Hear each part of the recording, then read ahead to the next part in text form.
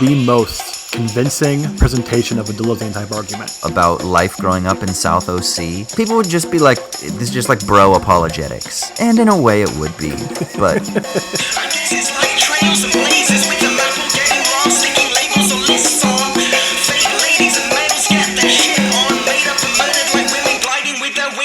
Hello, welcome to Owls at Dawn. We are just two dudes from Southern California who studied philosophy, politics, and religion around the world, decided to start a podcast where we could bullshit with impunity. I'm Austin Hayden Smith. And I'm Troy Polidori. This week we're going to wrap up our exploration through Daniel Colucciello Barber's On Diaspora. Troy, I actually sent a message to Mr. Barber, Dr. Barber. He's not Professor Barber at the moment, I don't think. But I spoke with him actually over the past couple weeks. I didn't tell you that. I forgot. No, how was that? It's good. I was basically just saying, hey, dude, we're going through your book. We'd love to maybe get you on at some point for a follow-up. It doesn't necessarily have to be necessarily like answering questions or maybe things we got wrong. I mean, because then that would basically require him to listen to 5 hours of us talking about his book, which is a lot to ask of somebody. But basically just to say, hey, if you'd like to come on sometime, maybe we can chat. I know he's got a new project that he's working on that's going to be a new book called Against Conversion. And I think it's a two-parter. And I'm curious because having read a couple synopses of this work and listened to one or two papers that he's given, and then reading this book, I kind of think I get where he might be going. You can kind of see the germinations from this early project. And I think it'd just be interesting maybe to just kind of jump in. And so maybe at some point in the coming months, we'll be able to get him on. He said he's pretty swamped right now, but we'll maybe try to make some time in the near future. That'd be kind of cool. Yeah, super cool. Sweet. So we're going to wrap up our exploration of that book by going through the final chapter and then maybe just touching on the brief epilogue. It's only like 2 pages worth of information, but it was a pretty dense chapter, I thought. I thought it was a really long chapter, or it had a lot of information, let's say. Like it felt multi-thematic. Yeah, I felt there was a bit repetitive, not necessarily in a bad way, but in terms of re-emphasizing a lot of the themes from the rest of the book. Yeah, that makes sense. Yeah, I agree. Like the final 2 sections in particular try to... Yeah. It's almost like he tries to enfold everything that he'd done in chapters 2, 3, and 4, particularly 4 and then the first part of 5, into what he explored in chapter 1 and 2, I guess we might say. Or intro in chapter 1, something like that, where he's trying to like enfold them back in, which is a very Deleuzean approach to things, I think. Just fold everything? Fold your clothes, fold your podcasts, fold your books. Folding, man. It's the fold. So we'll delve into that. And then what other housekeeping stuff do we have to do? We mentioned last week that we are finished up the Patreon poll for our next patron-sponsored episode. And we're going to be doing, per our patrons' request, the Zizek-Peterson debate. We have some plans for that, which we're going to hold back for now because not everything's cemented yet. But we're going to be doing that for our next episode. Cool. So look for that in about a week and a half, 2 weeks or so. Sick. And then, of course, we want to give a shout out to our sponsor for this week's episode over at Mubi. For those of you who have been following, I hope you have been enjoying your free subscriptions. If you have not gotten yours yet, remember that you can go to mubi.com/owlsatdawn. That's mubi.com/owlsatdawn. And then for newbies, we'll give you a little bit of info about what Mubi is. Mubi is a streaming service, but they have a limited rotation. It's a 30-film, 30-day, as Troy referred to it, slaughterhouse rotation. And Mike from Mubi gave us the A-OK to use that. He said he did not mind that designation. But it's basically a rotation where a film drops off after 30 days. And then, of course, that means that there's a new film that's added every day for its own 30-day rotation.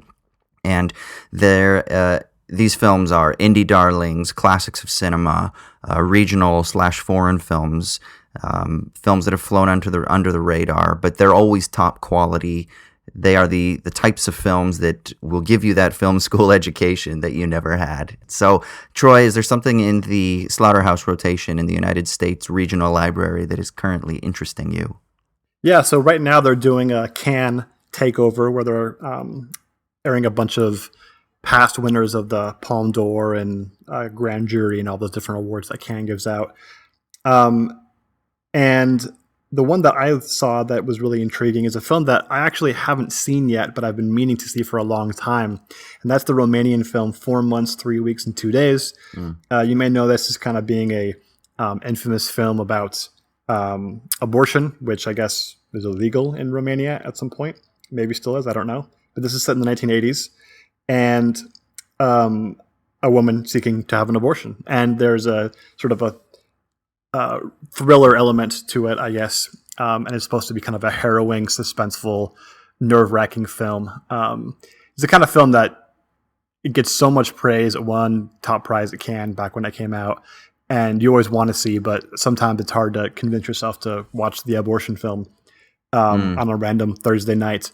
But given the sort of social climate right now in the United States, it's especially poignant to watch a film like this, I think. So 4 months, 3 weeks, and 2 days. It's a film by, I'm going to butcher this, but the Romanian filmmaker Cristian Mungiu.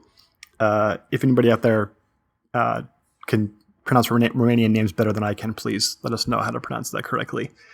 But Sweet. Yeah, go ahead on Mubi and use your 30-day free trial to watch 4 months, 3 weeks, and 2 days. Sick. Yeah, and then in my regional library right now, it's obviously a little bit different depending on where you are in the world. I have, so she's one of my favorite young filmmakers, but it's Mia Hansen-Løve. Have you ever seen any of her films? Can you name some? Eden is probably the one that she's most famous for, which is actually the one that is in my current library. And then Things to Come is a film I think did you watch that one? I think I talked to you about that. Yeah. But Eden was her film that really catapulted her into the limelight. And that film is on there right now.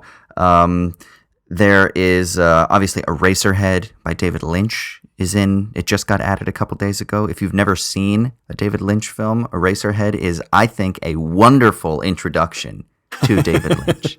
So I feel like if you try to watch Mulholland Drive, it might be a little too much. If you try to watch Inland Empire, it might be a little too much. But if you jump in with Eraserhead, it's still going to be too much, but it's going to be just pitched at like perfect Lynchian filmmaking. Like that's, to me, it's kind of like the pinnacle, even though it's also kind of the beginning. I love Eraserhead. So, oh man, Austin, can you watch all 17 hours of the last season of Twin Peaks so we can do a podcast on it? I haven't seen it. Okay, yeah, you're right. I got to catch up. You're absolutely right. But yeah, so go to mubi.com/owlsatdawn and you will get a 30-day free trial, extended trial. Again, that's mubi.com/owlsatdawn. But you know what we got to do before we start the main segment of the podcast, Austin? What do we got to do? We got to do the shitty minute. This is where one of us rants and raves about whatever it is that's grinding our gears this week. So, Austin, what's got you down? All right. So, I'm kind of tiptoeing around this because I know it's an inflammatory issue, but... You don't tiptoe in the shitty minute, dude. You just light shit on fire. All right, so I'm just going to light some shit on fire. But no, so did you see the controversy this week surrounding a former guest, George Ciccarello Mars' picture that he posted with his girlfriend? I didn't see this at all.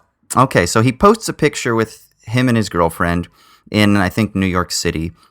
And they're in some store. I don't remember if it was a clothing store or whatever. But it's like a mirror shot, you know, where it's the two of them and they're doing a photo in the mirror. And he posts a picture and it said just something like, "Hello, New York City." And she used to be on Twitter. They've been together for a while, so it's not like this is something new. But she is a Latina woman, and she's younger than him, and she has a youthful appearance, I guess we can say.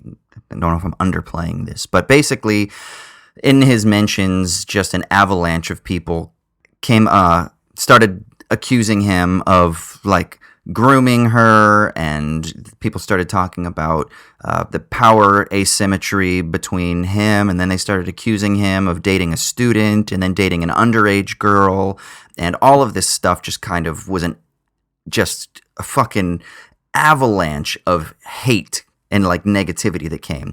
And then he responded in a couple of ways, and then he actually ended up deactivating his account because it just, I guess, I don't know, he wanted to step away, or he got sucked into it, or whatever. It's a losing battle once you start getting into the comment section type of thing. You're not going to be able to step back and have a reasonable conversation. You're not in any way going to be able to convince anybody of anything. So maybe he just was like, fuck it, I'm out. I don't know.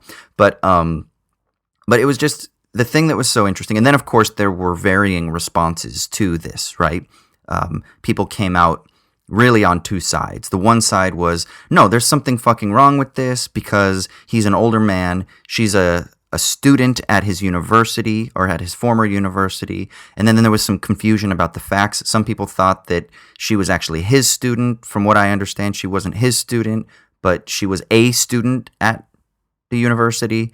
And so then there was like a bunch of, yeah, it's creepy and wrong for a dude to date someone, 10 plus years his junior, who's also a former student of his, because it's grooming her, blah, blah, blah, blah. And then you have the other side that's like, what? So basically you're saying that women don't have agency at all, and that they're just simply subject to their impulses because they can't control themselves when they see an older dude that's a professor. Yeah. So there were these like clear divisions that were drawn, and people were basically taking sides. And I mean, obviously we talk about this a lot, but social media isn't a place where nuance can be upheld for very long. And and that's annoying and that's frustrating. But really, the thing that I'm most frustrated about is I feel like there's a real confusion with the wielding of the word power.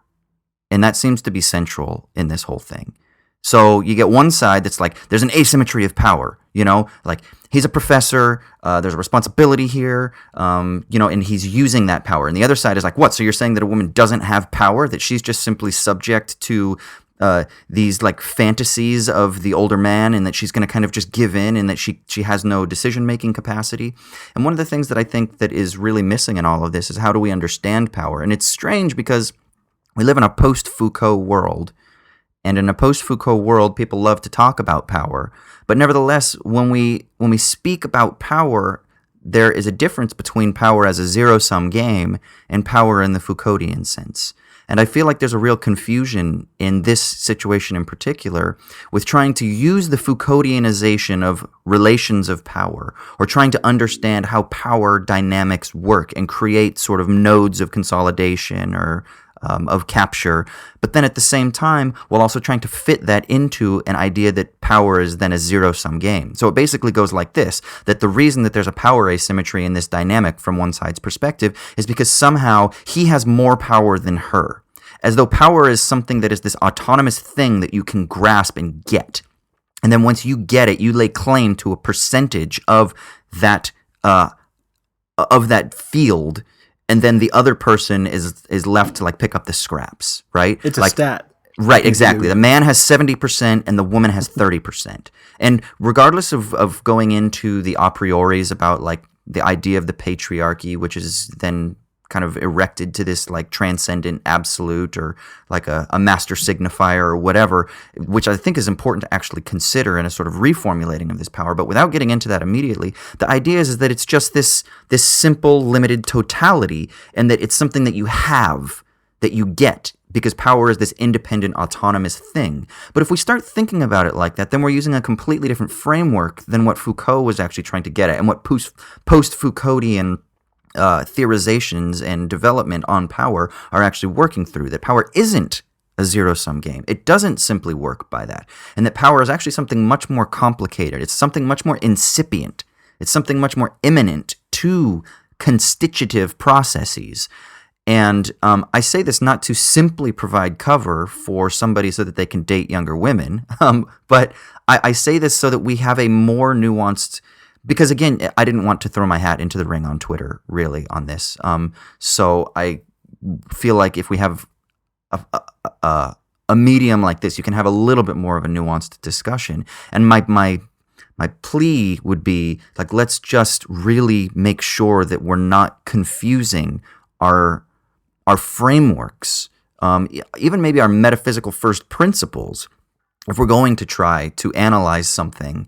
And let's not just confuse, two very, very, very different notions of power simply in our rush to try to justify our own presuppositions, or to try to feel that we have to keep up and that we have to say something and we have to make a comment in the immediate. But rather, let's pause and really think through, okay, how does power work? And that maybe it is far more complex, like, than just simply saying the man has access to X percentage of power and the woman has access only to the scraps Y percentage of power, and that's why there's a power asymmetry. But really, let's think through how it is that power is constantly shifting, that power dynamics and that the relations of dominance that do accumulate within those power relations are shifting, and they change not only cultural moment by cultural moment and historical moment by historical moment, but also individually, also within different sectors. There's a very sort of context-led approach that needs to be taken that really complicates and problematizes this. But, of course, the internet does not allow for that, and so it just was fucking annoying to see people just simply pile on and I think conflate their notions of power simply in their rush to what I think would be to justify their presuppositions. Yeah, and you know what? To co-sign all that and to add to it, what bothers me most about hearing this as a third party is not just the rush to judgment, which of course is just the point of social media, is to just judge things that you're only faintly familiar with, but it's the more philosophical sense in which it's a rush to judgment, in that you can apply this hastily constructed, concept of power to this relationship which you barely understand, and then that sort of there's like an assumed entailment of the moral or ethical quality, the normative aspect of what is happening here, right? Without actually thinking about it. Like, first of all, you shouldn't automatically judge the facts about a situation that you don't understand, of course, right? But assuming you have some of the facts correct, right? Or even if you're just speaking in the abstract, using this as an example or an instantiation of something, of some form, why should we assume that power asymmetries and whatever guys you want to talk about them necessarily entail certain normative judgments? That's precisely right. I think they do, right? But you have to think about them. You have to actually deduce that, right? You have to actually, detail out why these certain factors entail certain normative aspects. Right. And that's, of course, never done, right? It's just assumed asymmetry of power here. That's wrong because reasons, therefore it's bad. Well, and right? It's asymmetry of power in a very simple sense. It's just simply that power is just this simple, static, homogeneous entity that you lay claim to or that you have access to based on your privileged position, right? And once you get that, then that determines how it is that you flow. So I, as a man, am given access to 50% of this power bar automatically. And then I have a college degree, therefore I get another 5%. I'm white, there I get another 15%. Whatever. I have all of these attributes, therefore I have these other things. So I walk around with 85% power. Therefore, any situation that I get into, I'm only ever going to be giving up some of that power insofar as I can meet someone who is an equal claimant to some of this power. But then what allows that person to have access to that power? It's this strange video game theory of power that when Foucault is writing about these different forms of disciplinary power and pastoral power, and when various other figures later, like Deleuze, is working through notions of control society, there's something that is shifting away from that way of thinking about it, and that it's trying to look more at power as this immanent process that latches onto things and that is expressing itself. And even though, yes, there is going to, like you say, be a sort of normative implication that comes from that, it's not simply the norms of if you have power, that's bad, therefore an expression of that. If you have power, don't use it. Right. Exactly. That's not what it is. It's not that necessarily power corrupts in that simple sense. It's in what ways is power expressed, towards what ends, in what context, in what relations to what other person or other sets of power dynamics are you embedded.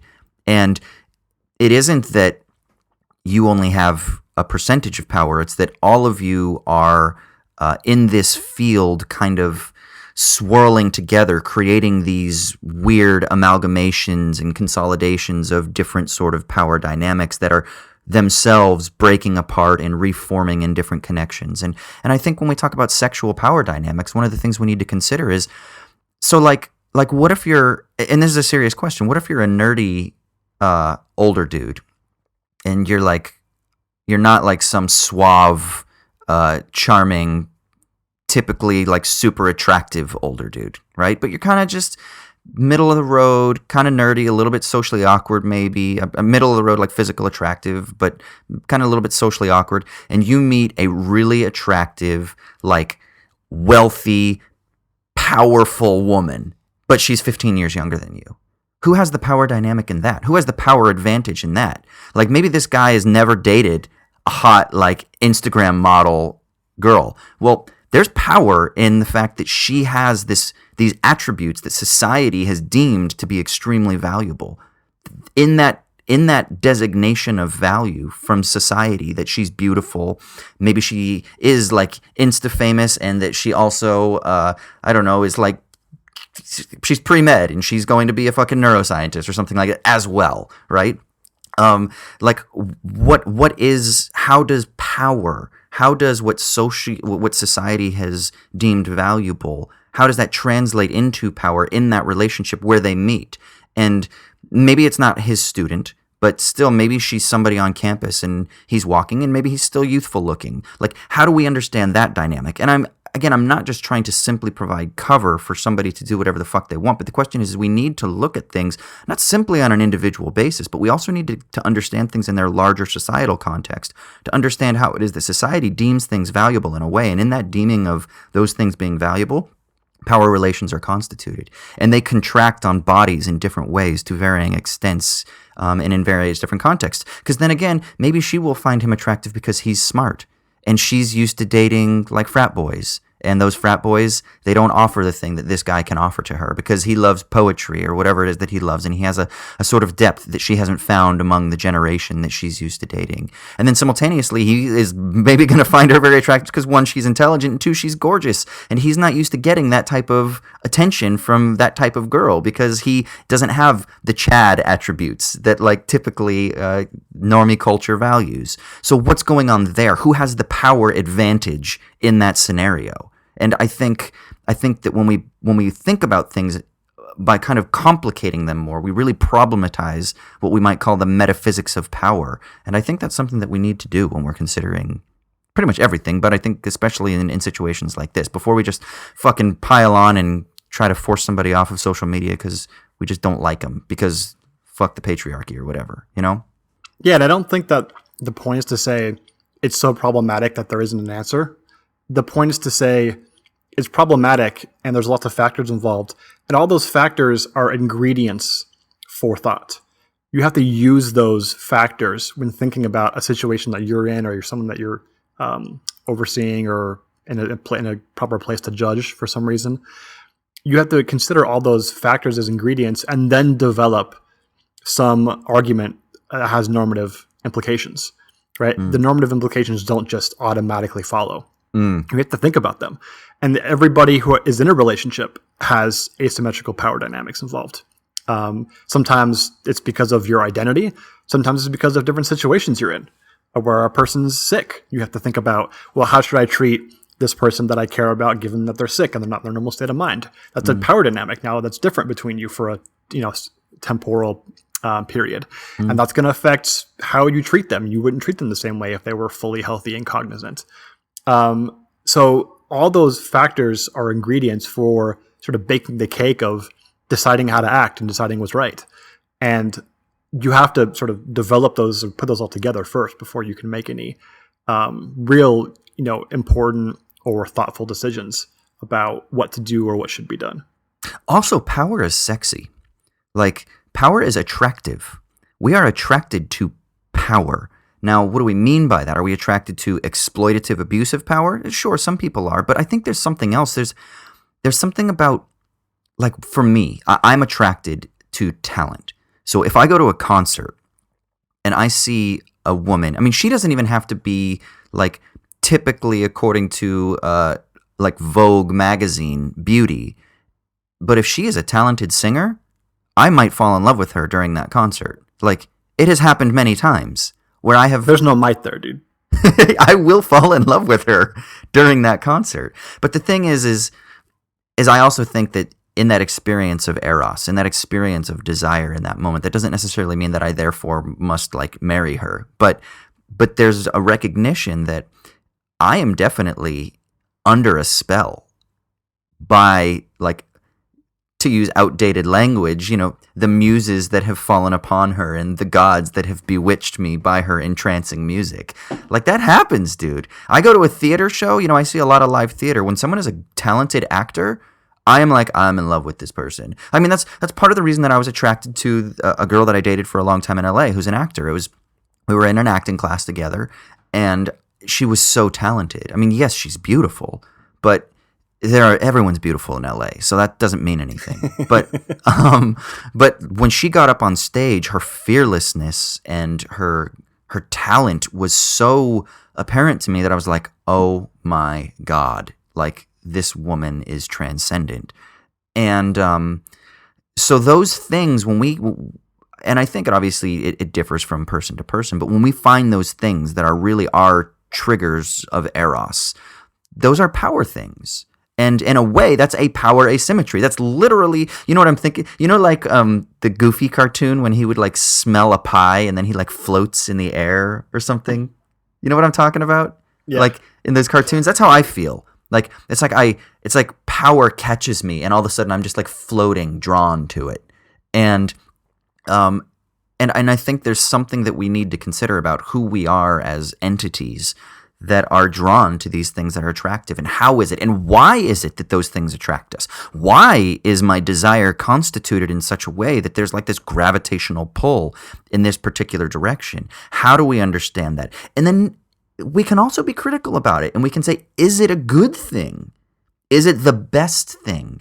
Is it the way that society ought to operate, that we are attracted to simply a photograph of Channing Tatum on a cover? Like, is that something that should be the foundational logic of society when we understand sexual power relations? That we just want these Adonis-like figures on our magazine covers so that we then use filters to judge ourselves and then beat ourselves up because we don't look like Brad Pitt from Fight Club, because our body isn't quite there. There's also a bad thing about these societal values that can kind of entrance us and that can cause these power dynamics. So there is room for criticism, but it's a much more complicated approach rather than just simply saying, because there's power, therefore, like you said, there's necessarily something that is bad about wielding that power or an expression of that power.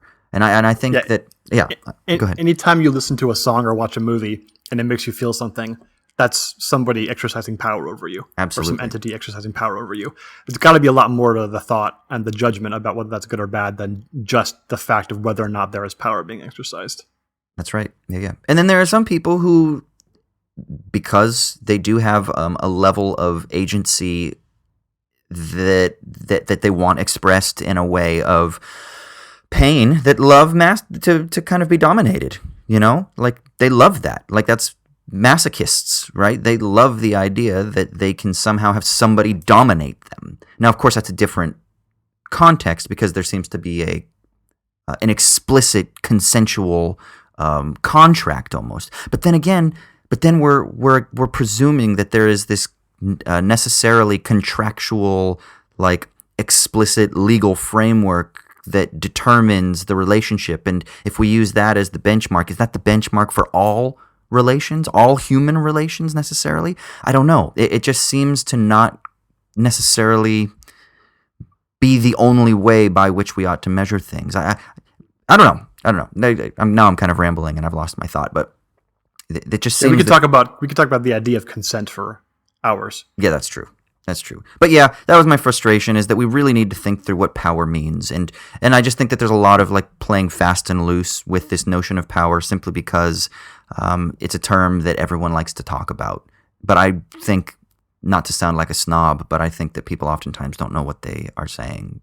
At least there's an inconsistency when they're using it. And so we can do better. We can really think through these things. And if we want to talk about relations of power, then let's really try to work through what is going on when we're talking about it. If we want to talk power as a zero-sum game, because I do think that there are instances when power can be expressed in a zero-sum format. Well, what are those contexts? How is it expressed in those ways? But we can't just simply conflate it, and because then we just end up confusing the terms. So, you know what the real lesson here is, dude? The real lesson here is to go to a live concert and fall in love. No. Oh. The real answer is don't take selfies. Or go on the internet. That's it, man. I know. Dude, did you see? So there's a comedian in Scotland. His name's Limmy. He posted, his tweet was, he's like, what if everyone is born canceled and then they just have to spend the rest of their life walking it back? And everyone was like, bro, that's called Catholicism. Yeah, pretty much. Yeah, I know those feels. That's so funny. God. Yeah, man. That's my shit a minute. Rant over. Life is crazy. Stop fucking tweeting about negative shit. Just share articles and information, and let's just build communities and get offline. Yeah, remember when Twitter was that? I know. I try to cultivate my Twitter so that it is like that, and for the most part, it is. But the problem is that shit seeps in because other people, like Twitter now has gotten really into this thing where it's like somebody who's a friend of a friend likes something and then it ends up in my Twitter feed. I'm like, yo, I don't follow that person for a reason, probably. So, I mean, sometimes I find people in a cool way because of that, but I don't want to necessarily just see what some other person that I follows information that they think was interesting. Because fuck, I don't care about Donald Trump's latest tweet. So get that shit out of my feed. Yeah, maybe it should be the thing about everybody starting canceled. It should just start out where everyone's blocked. And then you have to manually unblock people. But how do you earn your points so that you can unblock yourself? Oh yeah, you have a limited number of points you can use. That's even better. I like that. Introduce some scarcity into this shit, this environment. This would be the least popular website ever. If you could turn it into a game somehow, then it might actually be interesting. That would actually be kind of cool. Damn. I'm going to have to edit this out so nobody steals our idea. Is it what? Isn't that Catholicism? Gamified moral scarcity? That is, man. Yeah, exactly. We could have a Catholic version of it, and then you can have the Protestant version of it. What's the Protestant version? The Calvinist version of it. Oh my God. I mean, the Calvinist version is you think you have control, but actually there's a bunch of Twitter devs who are deciding who you're following. Yeah, only a select few have been chosen from eternity past to ever be unblocked.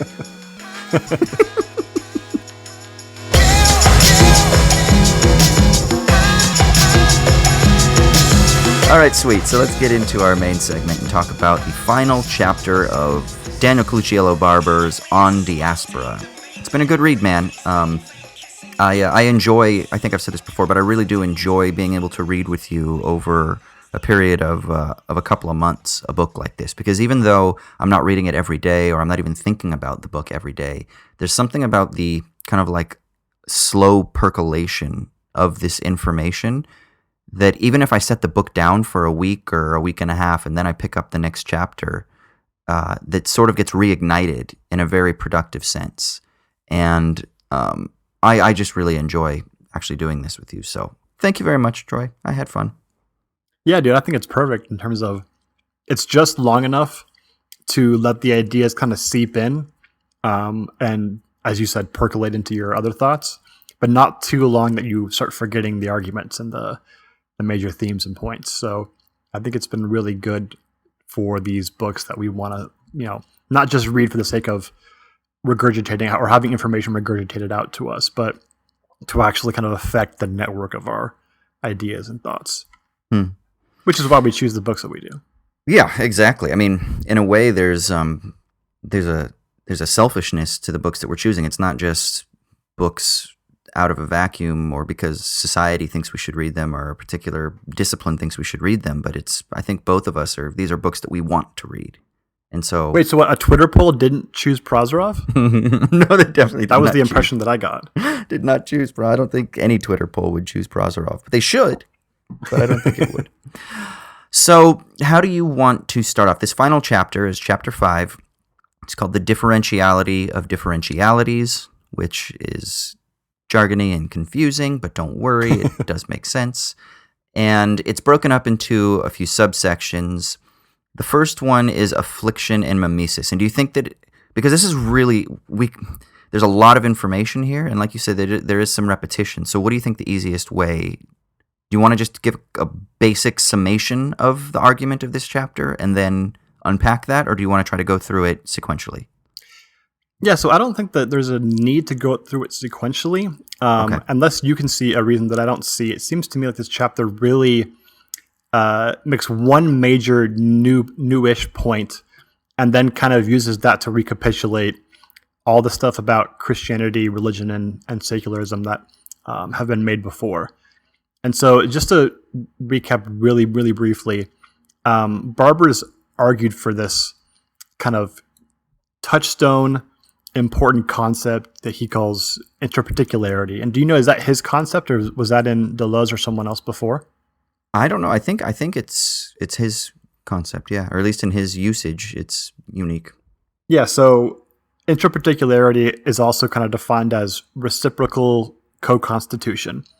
And it's this claim that at the ontological level, things, and the things we're talking about usually here are discursive traditions like Christianity and Judaism and others, are constituted as the things that they are by other things, and other things co-constitute them. So it's this relay effect where it's going back and forth in terms of constitution that Barber's been talking about. And the real new point that I see in this chapter is the notion that this interparticularity does not happen just between discrete particulars, but within the discrete particulars themselves, such that they themselves are not static entities, even in moments of time, but are always sort of enveloped by this. He uses the term, referencing back to the book of Genesis, this chaos or this formless and voidness at the center of things. And so the big new point that I see here is to say it's not just that there's this chaos of a bunch of particulars, which is kind of what like Prozorov called like passive nihilism, right? There's just a whole bunch of particulars and no universal, and that's just the end. Barber's saying not just that, but even the particulars themselves have this sort of chaos in the midst of them, or in the center of them. And that goes back to the notion he talked about way back in the first chapter of the relay between signification and the impropriety of signification. The need to name things and to sort of make them static, but then the recognition that they're not at the same time, and that you have to have both of those things. That seems to me to be the main point of this chapter. Is that what you saw as well? Yeah, and I think that is what he's ultimately working through. Let's say that's like the middle, and the reason that's like the meat, let's say. And the top layer of the bun is the reason that he is developing that type of approach is because he believes that there is an affliction of which we need to be cured. And it's an affliction that are at work in the logics that he says of Christianity, religion, and secularism by a mode of dominance that is deployed through a logic of transcendence, which we've talked about. That there is this plane of transcendence that is erected that becomes what we might call a master signifier, or some sort of transcendental signified, or some sort of a priori absolute. And he wants to develop an approach that will be completely other than simply by proposing an alternative transcendent cure. So rather than saying that secularism, for example, supersedes religion and Christianity, instead of thinking along those lines, what Barber wants to offer is this notion of interparticularity that sort of complicates, that problematizes, that immanentizes the relationship, the co-constitutive relationship between these discursive traditions, rather than simply saying that they are these discrete units that replace one another. And again, this kind of fits. There's a theory of power here, actually, interestingly, to kind of tie this into my shitty minute, which I didn't really think about when I was formulating the shitty minute, but that there's a way of viewing how discursive traditions contest or overcome or supersede the previous one from within a logic that we might say is zero sum. And I would say I think all zero sum logics of power operate according to this sort of transcendent logic that Barber has been contesting throughout, right? So secularism somehow overcoming the particular discursive tradition of Christianity is viewed as they had power, they had cultural power and political power, but that's why we need secularism to overcome that asymmetry of power that exists. They had access to 85% of the power bar, and now we need to kind of encroach on that landscape and take back so that we have 85% and then continually push them to the margins so that eventually they're off the power grid, so to speak, right?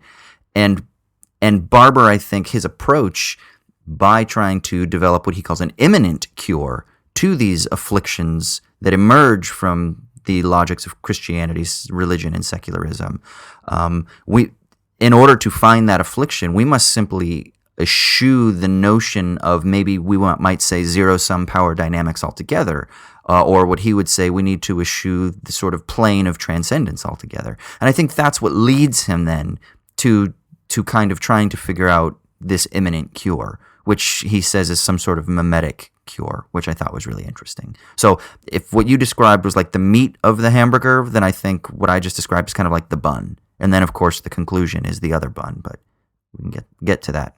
Yeah, I think that there's a strong notion here that I was always thinking of, that scene in Reservoir Dogs where, spoiler alert if you haven't seen Reservoir Dogs, it came out like 30 years ago. So spoiler alert for a film that came out 30 years ago.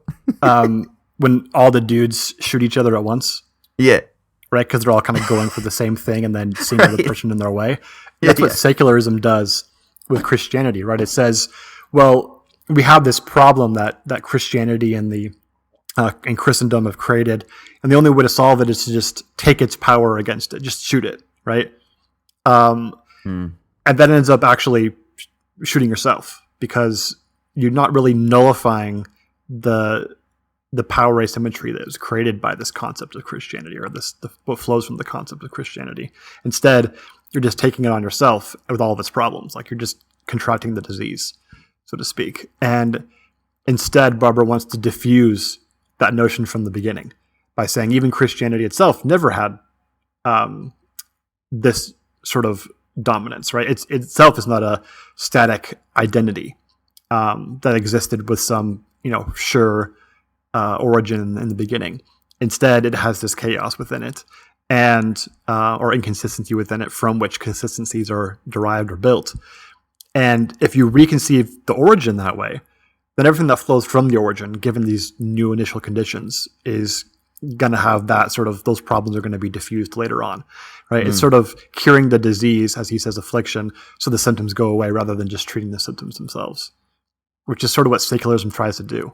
Right. And here I think it's really important, or here's what I've found really helpful in trying to work through what he thinks as a better cure, an imminent cure to this affliction, is we can frame it in terms of there's a relationship between parts and whole, or between content and form. And so I think that there's a mereological dynamic here as well. And so for people listening, mereology is the study of parts in relations to wholes, right? And so I think so often we tend to think that, for example, the problem with Christianity is the content of the things that Christians believe. They believe that the earth was created in 6 days, literal days. They believe that evolutionary theory is bunk. They believe that a God-man rose from the earth and is floating somewhere in outer space right now, in three-dimensional space or whatever, as a friend of ours. Do they believe that?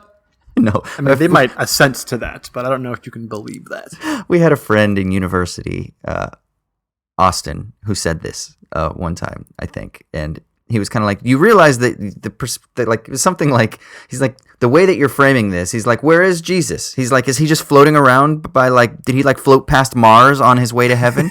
He's like, if he literally ascended in three-dimensional space, that means he is somewhere physically in the known universe. Where is this place where he is? And they're like, no, it's heaven. It's a different dimension. He's like, but that's not the three-dimensional universe then. Then you're talking about something you said else. He resurrected into a three-dimensional body and stayed that way. Yeah, what does that mean?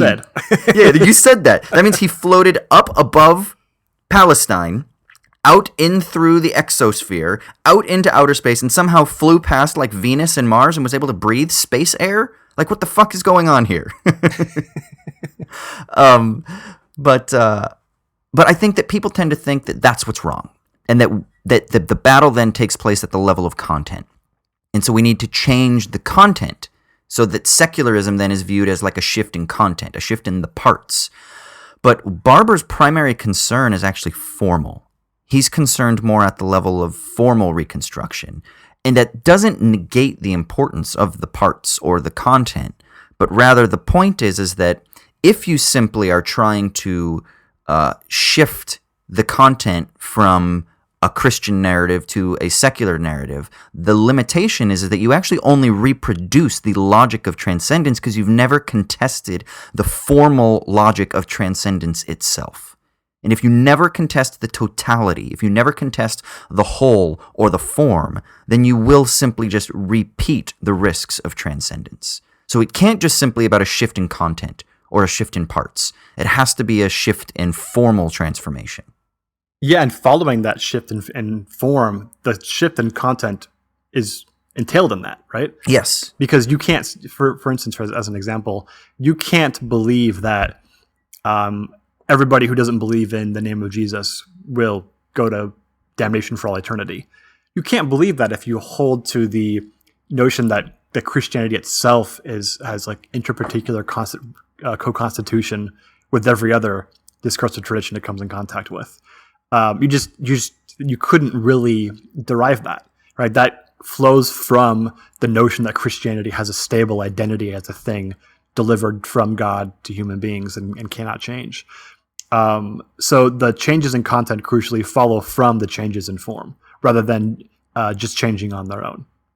So I have a question, though. Do you think, because this is something that I have encountered in my frustrations with social science as a discipline, that I think also branches out into other disciplines as well that are more, let's say, positivist or more scientifically inclined, is that there's a real insufficient attention to the formal, right? Whereas philosophy is, historically at least, eminently concerned with the formal, right? Not certain strands of philosophy, kind of logical positivism would not be as concerned with the formal as much. But there are, the history of philosophy is definitely, in metaphysics at least, is eminently concerned with the form. I actually tweeted this out recently because I was talking with somebody online. Danny Roderick is a famous economist for people listening. And he has been very critical of macroeconomics really ever since the financial collapse. And this has been something that he's continually written about. And he recently tweeted the other day about how economics is more concerned with basically, I can't remember exactly how he worded it, but it was something like just answering the questions that it already has put forth rather than really examining its own priors. And so because of that, there's an inherent limitation within the economic discipline. And then, I liked that. And I was going to ask him, but then I was like, I'm not going to ask him. But then a guy, J.W. Mason, who's a great economist for people who don't know him, he's one of those people that you should follow on Twitter. Yes. He quote tweeted it. And so I asked him, and he didn't respond, I don't think. But I basically said, okay, so Francis Bacon famously made a distinction between physics and metaphysics, where physics is concerned with material and efficient causes, and metaphysics is concerned with formal and teleological causes. I said, could we not say something similar about economics is concerned with material and efficient causes, but it seems to ignore the formal and the teleological? And when Danny Roderick says is that economics needs to be eminently concerned with its priors, that's a plea, whether or not he realizes it or not, for formal reconstruction. Maybe not teleological, we can deal with that one later, but it's definitely a recognition that there is something problematic with the a prioris of economics, which once you start speaking in that language, if you're going to sufficiently address that, you need to look at the formal level. You can't simply then rely on an examination into efficient and material causes to truly address the a priori or the priors that you find to be insufficient, or you will risk doing the very thing that Barber here is saying happens when we simply try to construct a logic of transcendence as a cure for the affliction. You just simply repeat, if you will, the logic of dominance. You repeat that plane of transcendence just in a different guise. Whereas it's the plane of transcendence itself that needs to be contested. It's the logic of transcendence itself as articulated in these discrete discursive traditions that needs to be contested. And I would say that we could think of economics as being a discrete discursive tradition or a particular discursive tradition, one that itself has a tendency to repeat certain priors. Well, what are those priors? How do we get at those priors, right? So what I wonder is, and so I get frustrated because social science oftentimes seems very limited in its willingness to engage at that level. Not that I'm saying that Roderick and Mason aren't. I don't know if they would be interested in exploring that further. But I do feel like that generally speaking, there's a real lack of willingness and maybe even ability. I do think that there are some inherent limits in a lot of social scientific methodologies that foreclose the possibility of actually engaging in this type of formal reconstruction. But so what I wonder though is let's grant that is the case. But is it not also the case then, and is it not true that there's some validity that by engaging at the level of content or by engaging at the level of the parts that you're also transforming the form? That if there is a necessary sort of like co-primordiality between content and form, or between part and whole, why is it insufficient to address a sort of like reconfiguration of the content? Is it simply that if you only do that, then you end up reproducing the transcendence, whereas if you only engage at the formal, that doesn't seem to have the same limitations, that if you only engage at the formal, you do substantively transform the content. So why isn't it sufficient? I mean, do you know what I mean? I'm trying to articulate this. I'm sorry, I'm not being very clear. Does it make sense? What I'm Are you basically saying? Why can't you just change the content in the same way you would as if you had changed the form in order to change the content, but without changing the form in the first place? Yeah, like it seems sufficient from what Barber's saying that same if you ends, address different means. Yeah, exactly. Like why? What are those limitations? I do think that there are limitations, but what are the limitations of just simply trying to address the change in content? Yeah, I mean, just generally speaking, the point I would try to make, we make this a lot on the podcast, is every time you speak or think, you are positing a metaphysics of some sort. Yeah. And so what, oftentimes the scientists try to do is just kind of eschew that, or at least act as if those questions have already been answered, when of course those are philosophical questions, and oftentimes, always pretty much, they are under contestation. And so that creates its own, philosophical problems. In this specific instance, I think the idea is that you really are foreclosed from changing the contents in the same way you would if you first rejected the logic of transcendence at this formal level and instead posited the logic of immanence for Barber, because I think he even posits this possibility of, well, why can't we just have this, interparticular co-constitution that's happening at the level of content? Well, at that point, you miss out on the fact that this co-constitution happens within the particulars and not just between them. And that requires the change at the formal level to get that point. Otherwise, you fall into this notion where it's just a bunch of cultural, he says this in the epilogue, I think, a bunch of independent cultural values that are sort of negotiating with one another, right? Mm-hmm. But then those particular values themselves are static, stable, independent, eternal entities. And that just comes from the identitarian thinking that he's, creating as his boogeyman. So I just think it seems like you're foreclosed from making the necessary change to the level of content unless you first make the change at the formal level. Yeah. No. Yeah, I mean, I guess I don't know if he's necessarily arguing this, but yeah, that you would have to then support how it is that that in every effort to address the parts or a rearrangement, you are actually reaffirming the form, that there is this necessary kind of coherence between the two. And I wonder if there's a sort of like monad logic here, that like even the parts are actual sort of like they're expressions of the whole. They reflect or refract, if you will, the whole. And so that to truly like transform the content, it can't just simply be like a rearranging of the order of them, right? Because as soon as you're doing anything, you are engaging at the level of the normative. You simply are reproducing a metaphysic. You are working from certain priors. And he talks about this idea of interpolative determination, which interpolation is a term that he uses previously. And I think we talked about it.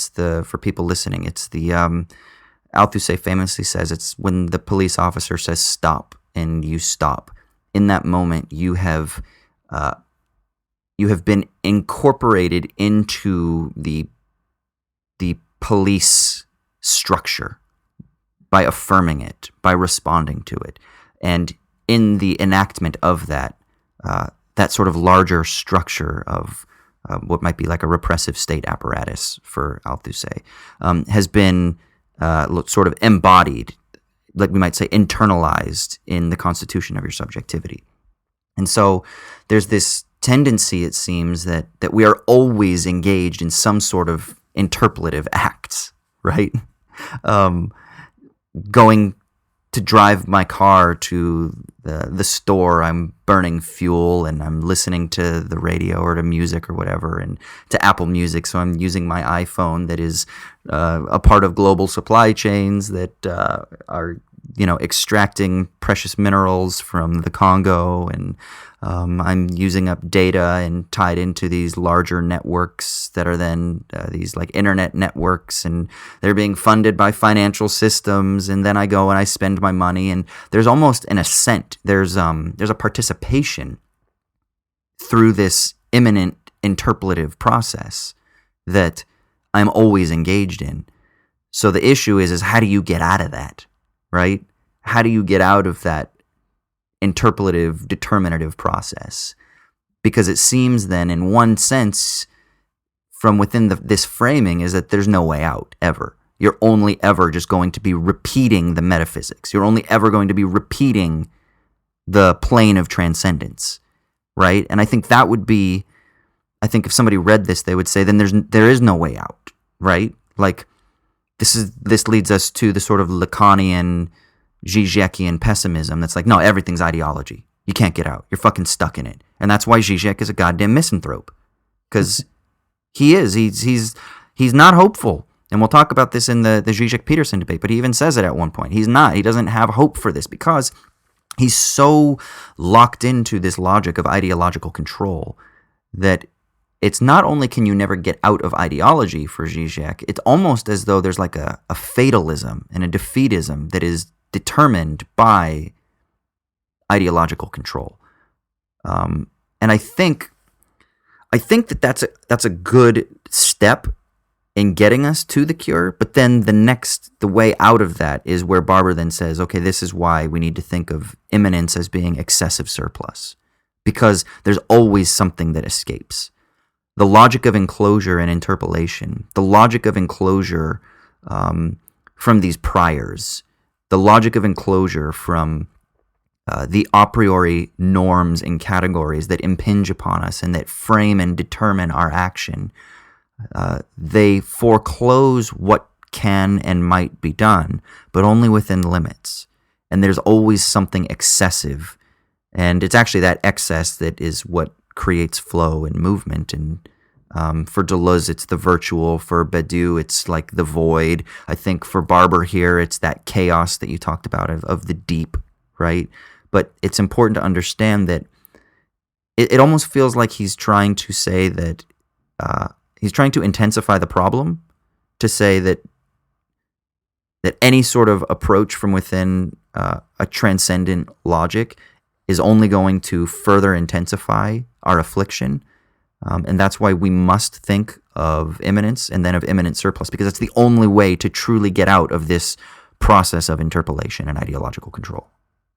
No? So this leads me to really my biggest concern with trying to ascertain what the impetus is, or the cash value of this whole analysis. So, Barber makes this distinction in this chapter between history telling and fabulation.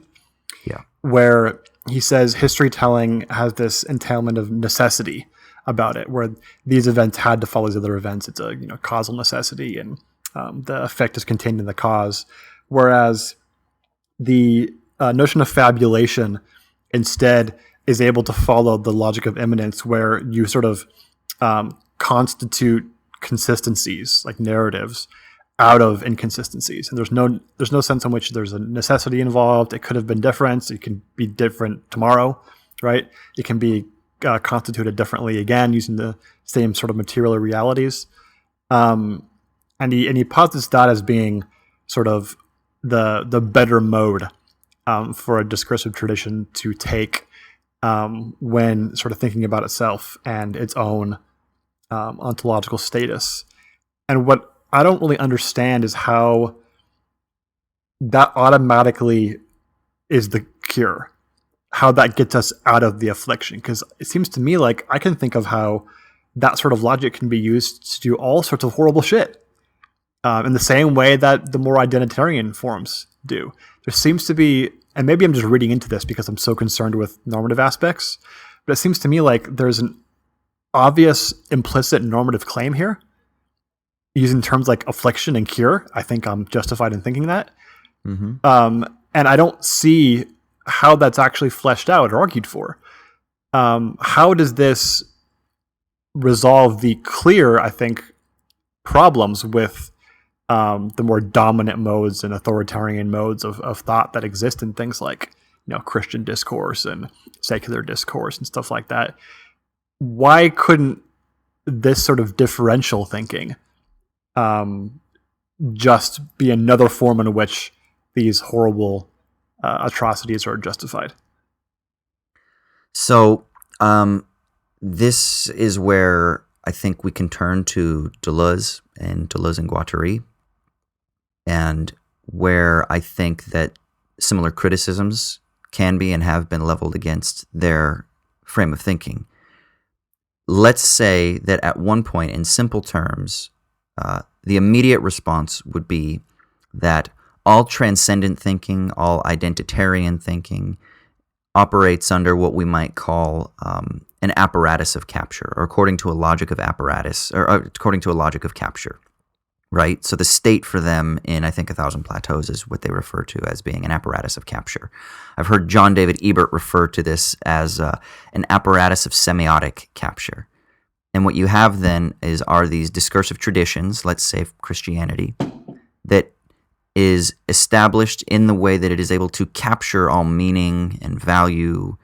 And you can think of the cathedral, for example, as being like this perfect physical expression of this, or instantiation of this, right? You go in and you have the cross that is at the altar, and the cross is the master signifier. It is the signifier that starts the chain of signification, that starts the chain of meaning. And then all the saints and all these other various semiotic elements comprise, if you will, this larger apparatus of semiotic capture, right? And Christianity is itself, I think, an apparatus of semiotic capture. What the Deleuze and I think what Barber's response would be is that this chaotic deep, this differential of differentialities, itself is already in itself. It is already something that is not captured. It is pure productivity beyond a regime of semiotic capture. As such, it is the thing that scrambles. It is the white noise that exists ontologically prior to. any sort of capture in any sort of discursive tradition or any sort of state apparatus or any sort of economic regime. And the problem here is that it seems that that's just simply a first principle that you assume as axiomatic. And I don't think that's necessarily the case. I don't think it's just simply like a bland a priori that you have to just simply say, okay, that's it. That's my metaphysical first principle. Difference, it's uncapturable in itself. I do think that there are ways to really work through trying to how to argue this. I think Barber goes part of the way, but I think he's assuming on, at least as I read this, I think he's assuming or working on a lot of work that's already been done by other figures who are thinking from difference. And I think that that's the reason why, is that when you realize that this like chaotic deep or that difference in itself has this, or that pure immanence, which I think he thinks he established by appealing to Spinoza and the notion of God or nature and the idea of excessive signification and impropriety and things like that in the first chapters. I think he thinks he's done the work, but I think that I'm not sure that it might be sufficient for somebody like you who then wants to go to the metaphysical level. I think for what he's doing in this book, it's sufficient. But I think for someone like you, then you're like, okay, but now let's step back and let's really look at this Spinozist immanence, theory of immanence, and let's really understand how it itself is not simply subject to priors that condition its flow. But the reason is because immanence as priority is already posited as something not that is transcendently beyond, but as something that is excessive of any regimes of signification per se. Not that it isn't expressed through signification, it is, as Barber tries to articulate here, but nevertheless, there's this surplus, this excessive surplus of immanence that is never fully captured. Or as John Beasley Murray writes in a book called Post-Hegemony, he says, something always escapes. And it's that something that escapes that is the excessive surplus of immanence that is productive, that is never foreclosed, and that always creates potentiality for the possibility of all of these discursive traditions from themselves being differentiated, as they are always being differentiated. And so the question is how does fabulation, which is a Bergsonian term, by the way, how does fabulation issue from difference rather than issuing from the phased being of constituted identities? And I think that we need to understand that Barber is simply trying to say that he uses the word fabulation. I actually, in my book, I talk about it as being imagination, but I actually use the word fabulation a little bit. But I think that you can have an imaginative disposition that flows from this decompositional field of differentiality rather than simply a frame of thought that flows from the constituted identities of particular discursive traditions. And that's the distinction there. Does that help in any way?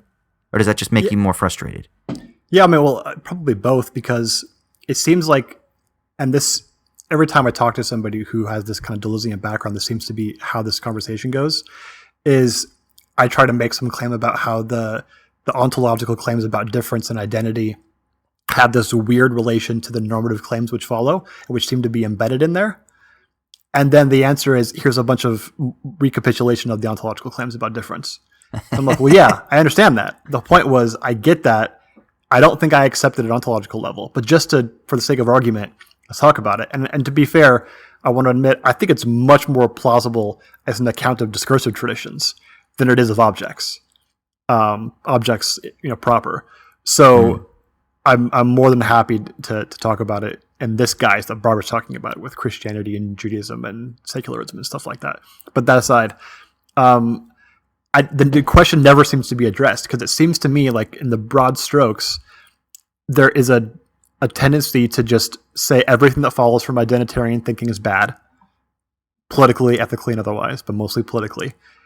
And everything that follows from differential thinking is therefore good. And there was a reference here in the footnotes to Hart and Negri's Multitude. And I don't know what Barber's background is there, but I see the connection. And well, he went to Duke. Which is that connection. Michael Hart is. But I don't know the connection in terms of conceptually. If there's like if this is sort of a pure like backdrop for the idea of the multitude, or if there's just sort of like a tangential connection. But that worries me because I don't like that stuff at all, first of all. And it just seems to me to be, I don't want to say oversimplified because it's certainly not simple. But it seems to me like a too simple connection between difference is good and identity is bad. And we're going to use this as a genealogical critique to just say everything we see in the world that's bad, we're going to say it's identitarian thinking at the root of it. And everything that's good, the cure to that's going to be to take this identitarian thinking and change it to being differential thinking. And that just seems to me like does not at all get to the normative question of what we should do. It's really just a way of thinking differently about a situation and then moving on to the next one. And I don't want to make too broad strokes here, but a frustration that I get with Deleuzian type thinkers is a lot of the sort of solutions to political problems seem to be analysis and then at this really conceptual level, and then we're kind of done. And I don't see how there's any clear entailment of any sort of political maneuverings or ethical judgments that follow from that. If anything, it seems like a diffuse, like eternally diffuse number of things could follow from that. And that's not unique to this Deleuzian critique, right? I mean, everyone has ever done ethics or moral philosophy has had the critique of too many things follow from this, and some of which seem to be contradictory or mutually exclusive. So that's a very common critique, but it seems especially the point here. And I don't know if that's just my lack of engagement with this type of thinking. It's probably a lot that because it's not the kind of thing that I normally am dealing with on a day-to-day basis. But that seems to be the frustration for me here. And, maybe we'll jump into the epilogue a little more later as well. But I really enjoyed the really brief 2 pages or so that the epilogue took here because Barbara pretty much explicitly says, this is not just about rethinking Christianity and religion. This is getting at the heart of political issues, a thing which we've talked about numerous times in these episodes. What is the impetus for politics here? It seems like it's not explicitly stated, but it's right there, like in the middle of the text. It's like embedded in it, right? And Barbara basically says, look, global capitalism has these kind of twin notions of value, one of which says there's an abstract universal notion of value. And that's sort of, monetary and finance and stuff like that. And that applies to everyone, no matter what your different particularities are. There's also this kind of irreducibly particular cultural value as well. And that's sort of following from this kind of multiculturalism logic, where all these individual discrete cultures exist out there and they all have their individual valences and stuff like that. And they're irreducible to one another and they can never the twain shall meet and stuff. And these notions are sometimes thought to be in contradiction with each other, but actually they work very well together. And Barbara wants to say that the solution instead is to posit the interparticular relay between them rather than one or the other. And I thought that makes perfect sense following the logic developed here. It's exactly what I thought was kind of embedded in this book so far, but laid out in very succinct and clear, concise fashion. And I have no idea what the fuck it means. Yeah. So, this is, I think, a common criticism of the entire Deleuzian Spinozist project, right? The one that I think Hart and Negri are trying to work through in their reformulation of the critique of political economy, or of a Marxist political philosophy, if not a critique of political economy, at least not explicitly so. But I think I'm always reminded by this thing that I know Michael Burns wrote about it, and I think we talked about it in an article that he wrote, but it's something that he derives from Badiou's distinction between, I think it was like dialectical materialism and then materialist dialectics, whereas I think it was dialectical, I can't remember how it went, but one way of viewing things is that there's only languages and bodies. Yeah. And then for Badiou, it's, there are only languages and bodies, but there are also events. And so I think what Barber is doing here is he's trying to kind of do something similarly. And this is part of the problem, I think, of the post-phenomenological tradition, let's say even maybe the post-structuralist tradition of France, is that they are so conditioned by discursive analysis. They're so conditioned by You have phenomenology, then you have structuralism, and those are the sort of foundations out of which they're working, to which they're responding. And so, ironically, they're reproducing maybe, let's say, a lot of the priors that they're trying to themselves move out from. I think they're aware of that, though. But they end up reproducing some of those priors in their efforts to overcome them or to move beyond them or to deconstruct them, for Derrida, right? And I think Deleuze is quite different, because a lot of the discursive tradition that comes in this post-phenomenological and post-structural tradition doesn't really have a robust metaphysics or ontology, whereas Deleuze is trying to do that. And I think that's part of the reason why somebody like Barber would be attracted to Deleuze. That's why I'm attracted to Deleuze. It wasn't the fingernails? No, definitely not. What's up with like creepy, like weird philosopher dudes? Like, why can't they just be like, you got weird ass beards and weird fucking, there's always something weird about like them physically. But no, it's this idea that we can't just simply think about structures, and we can't just simply think about the material world, right? We can't just think about language, and we can't just think about bodies. We can't just think about structure. We can't just think about material things. We have to think about events, the things that rupture, the things that come from without, that reorganize, that recalibrate, that disrupt things, the things that maybe are unconditioned. Maybe they are conditioned, but we have to think about those things that radically transform.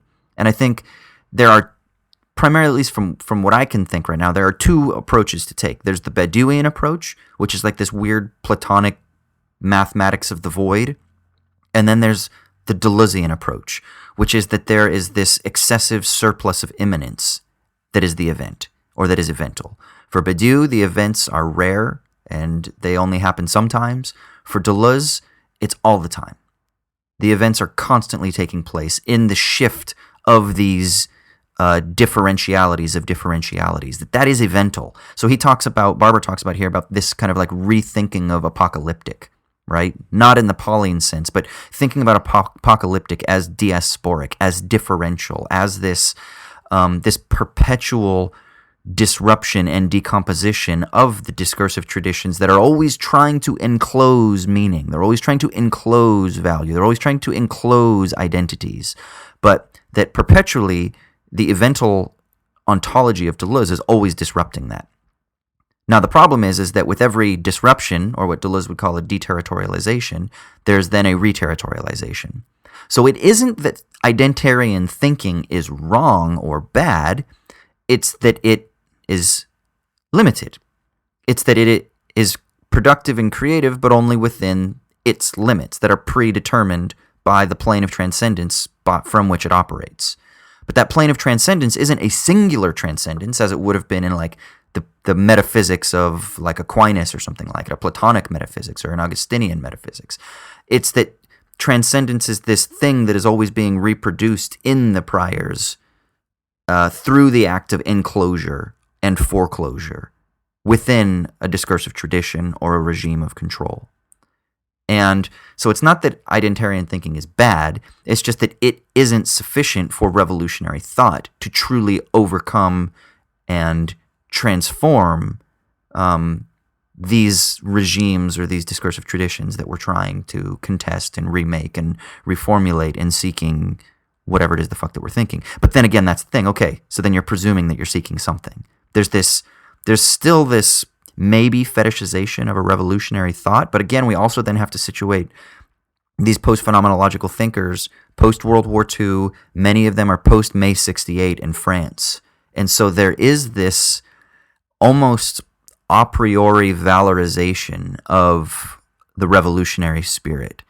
And maybe this gets into what we talked about with Darius, that there's something uncontested even in these decompositional, deconstructive logics of difference that work within that paradigm of revolutionary spirit that we could trace back to the Jacobins, right?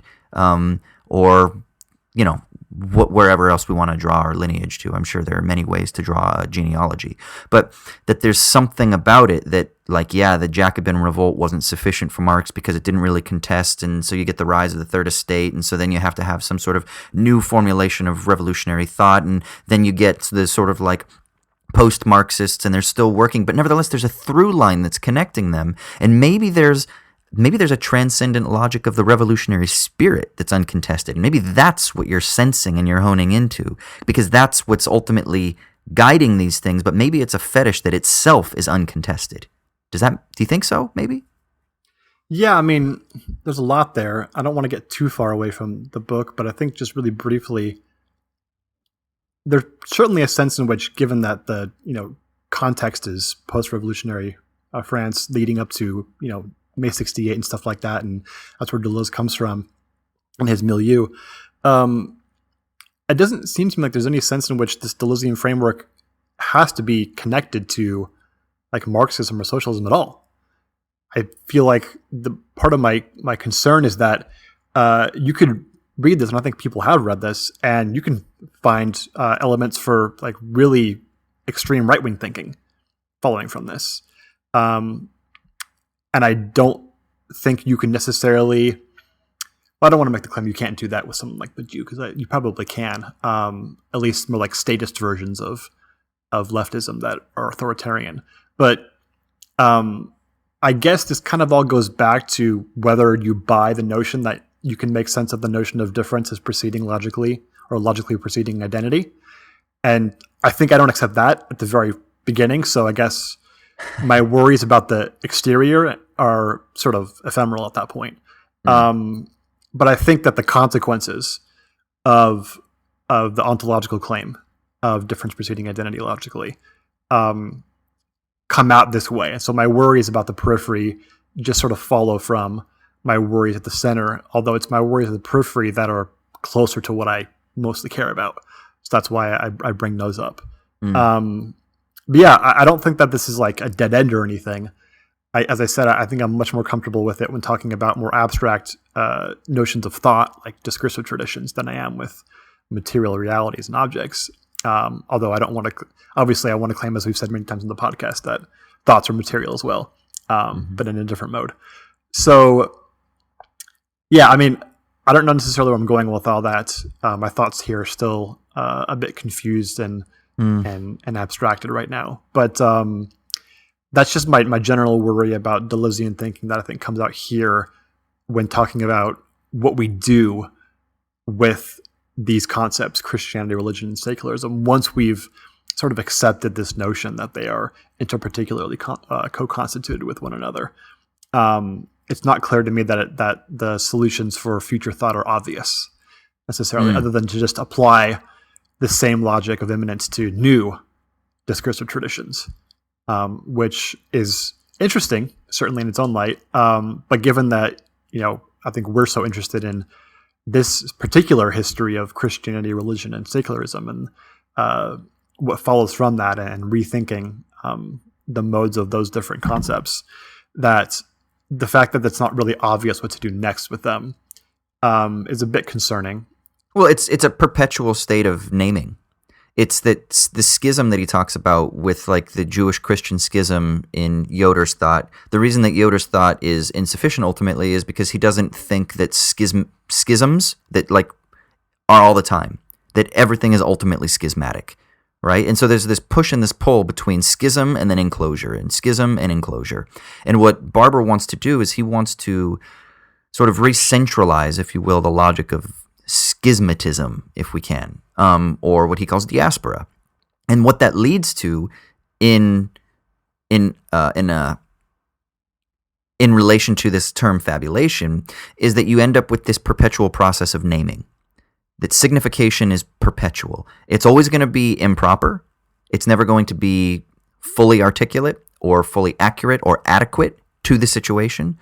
But because excess and immanence is always going to disrupt it, there's always going to be a sort of diasporic, excessive schism, if you will, or schismatic. But nevertheless, then what that necessitates is this perpetual process of fabulation. Now, what I wonder is, does that then give agency to collectives to fabulate in productive senses, or in ways that would better serve the ends of, I don't know, egalitarian visions for humanity or that's whatever. exactly the point I made on a previous episode, right? I don't want to be co-constituted with the fucking neo-Nazis.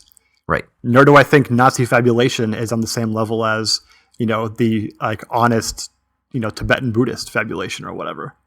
Right. So the question would be then is does Nazi fabulation operate genuinely from the chaos and the void, let's say, or does it operate and issue from identitarian thought? Now, this may seem like an unfair front loading, but I would argue, and I think Barber would say, that Nazi fabulation is essentially issuing from an identitarian logic.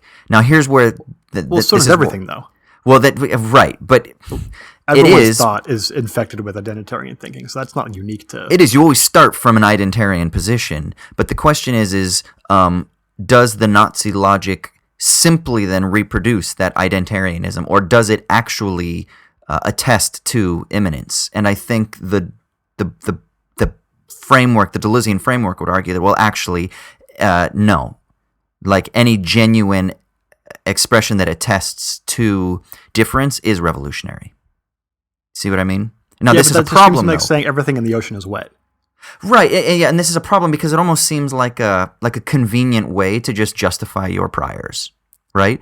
To be like, any position I disagree with is because it's an identitarian position, right? Identitarian position. Like, oh no, it can't be conservatism, it can't be the Tea Party, it can't be a Nazi logic, because all of those are identitarian. But anything that is progressive or anything that is revolutionary issues from difference.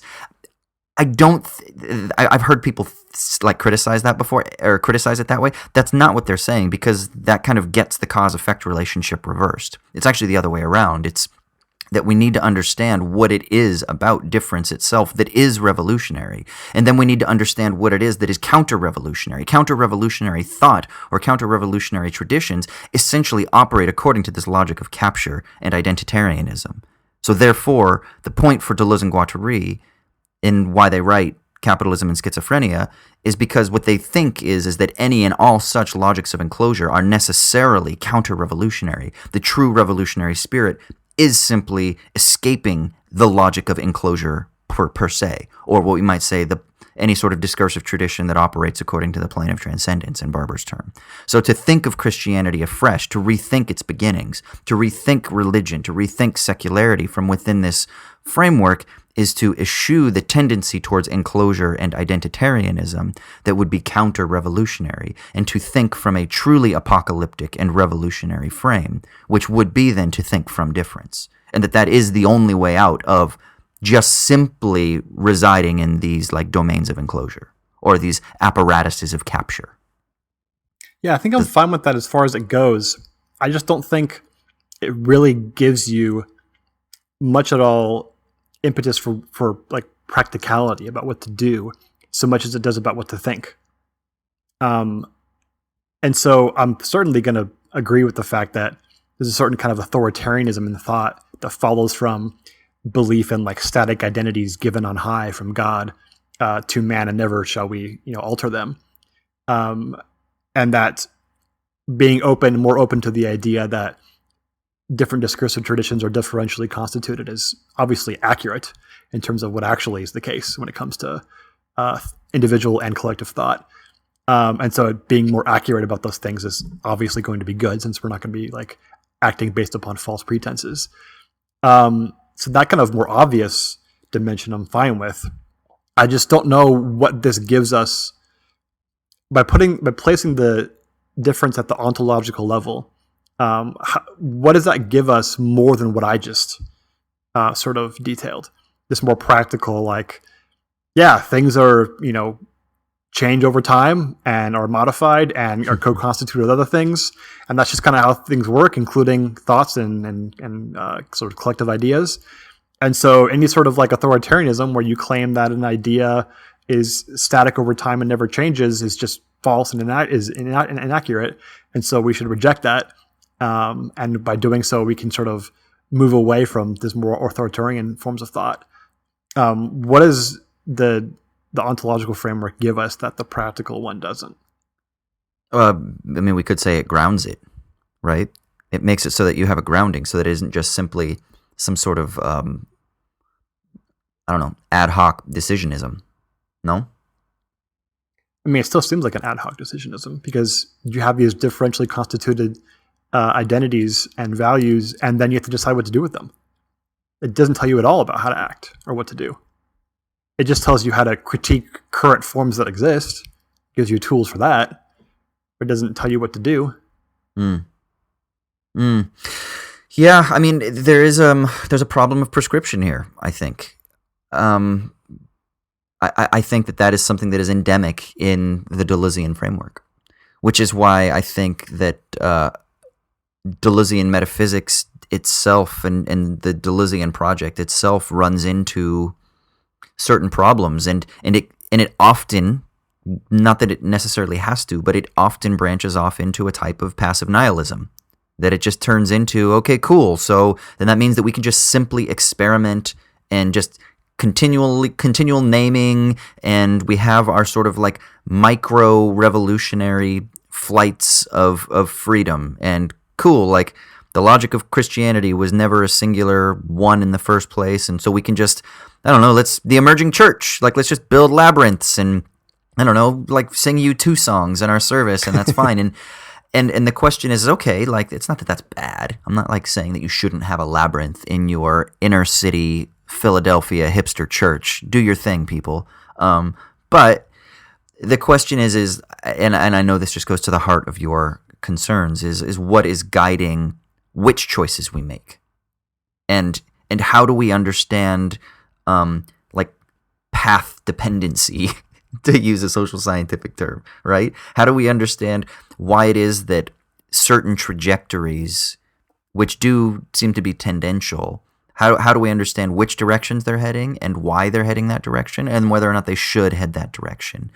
And I almost wonder if what is most beneficial about this type of approach of thinking immanence is that what it does is it allows us to reconceive of time and space in a way that perpetually engages us. It like reorients us, if you will, to the world, and therefore it perpetually engages us in the process of construction.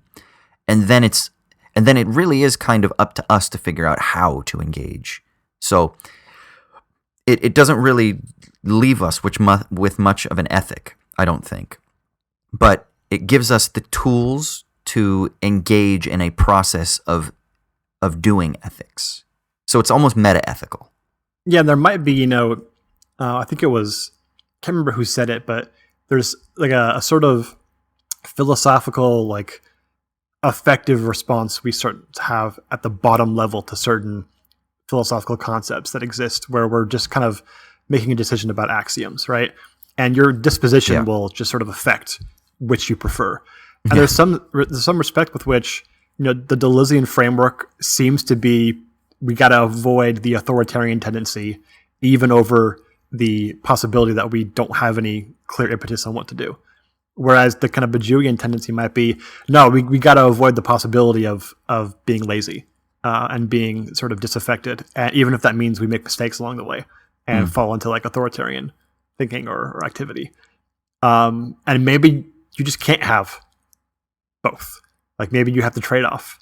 I think it was Quine who said, he prefers desert landscapes, and so his ontology followed from that. He denies the existence of basically everything abstract except for like numbers.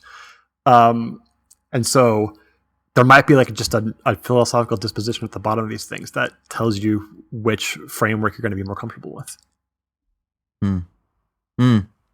Yeah, that's interesting. I mean, I think we can sum this up. So Barber says, to kind of for his thing, and then if you want to talk just briefly about the epilogue, but he says, does this mean Diaspora, by affirming what is differential, calls for the end of all discursive tradition? Like, does this just mean pure chaos, just pure micro-revolutionary creation, endless pragmatic experimentation? He says, not entirely. What it demands is that discursive traditions become capable of existing differentially, which is to say of becoming diasporic. And I think what he means here, there's an irony here, there's a paradox here, but it's how can a discursive tradition, which he is just then kind of wanted to say isn't a singular discrete unit, how does it exist differentially? And this is that issue of kind of like the form and content thing. So the discursive tradition, the form, and I think I've talked about this before, the form of a discursive tradition as differential, as diasporic, is kind of, it's noise. It's frazzled at the ends, right? It's unkempt. It isn't perfectly enclosed. It's a process, right? Like my hair in the morning. Exactly. It is. It's going in all these other directions. It isn't been combed yet. It isn't manicured. You can try to do that, but then as soon as you do that, by the end of the day, your hair gets all fucking crazy again, right? Or you go to sleep again and you get frazzled again. There's always this process of frazzling at the edges, at the margins. And so it's not the end of discursive traditions. It's not the end of Christianity. It's not the end of secularity. It's not the end of any other sort of religious framing, but it's recognizing that all of these framings themselves are processes. They are in a state of becoming. They are diasporic.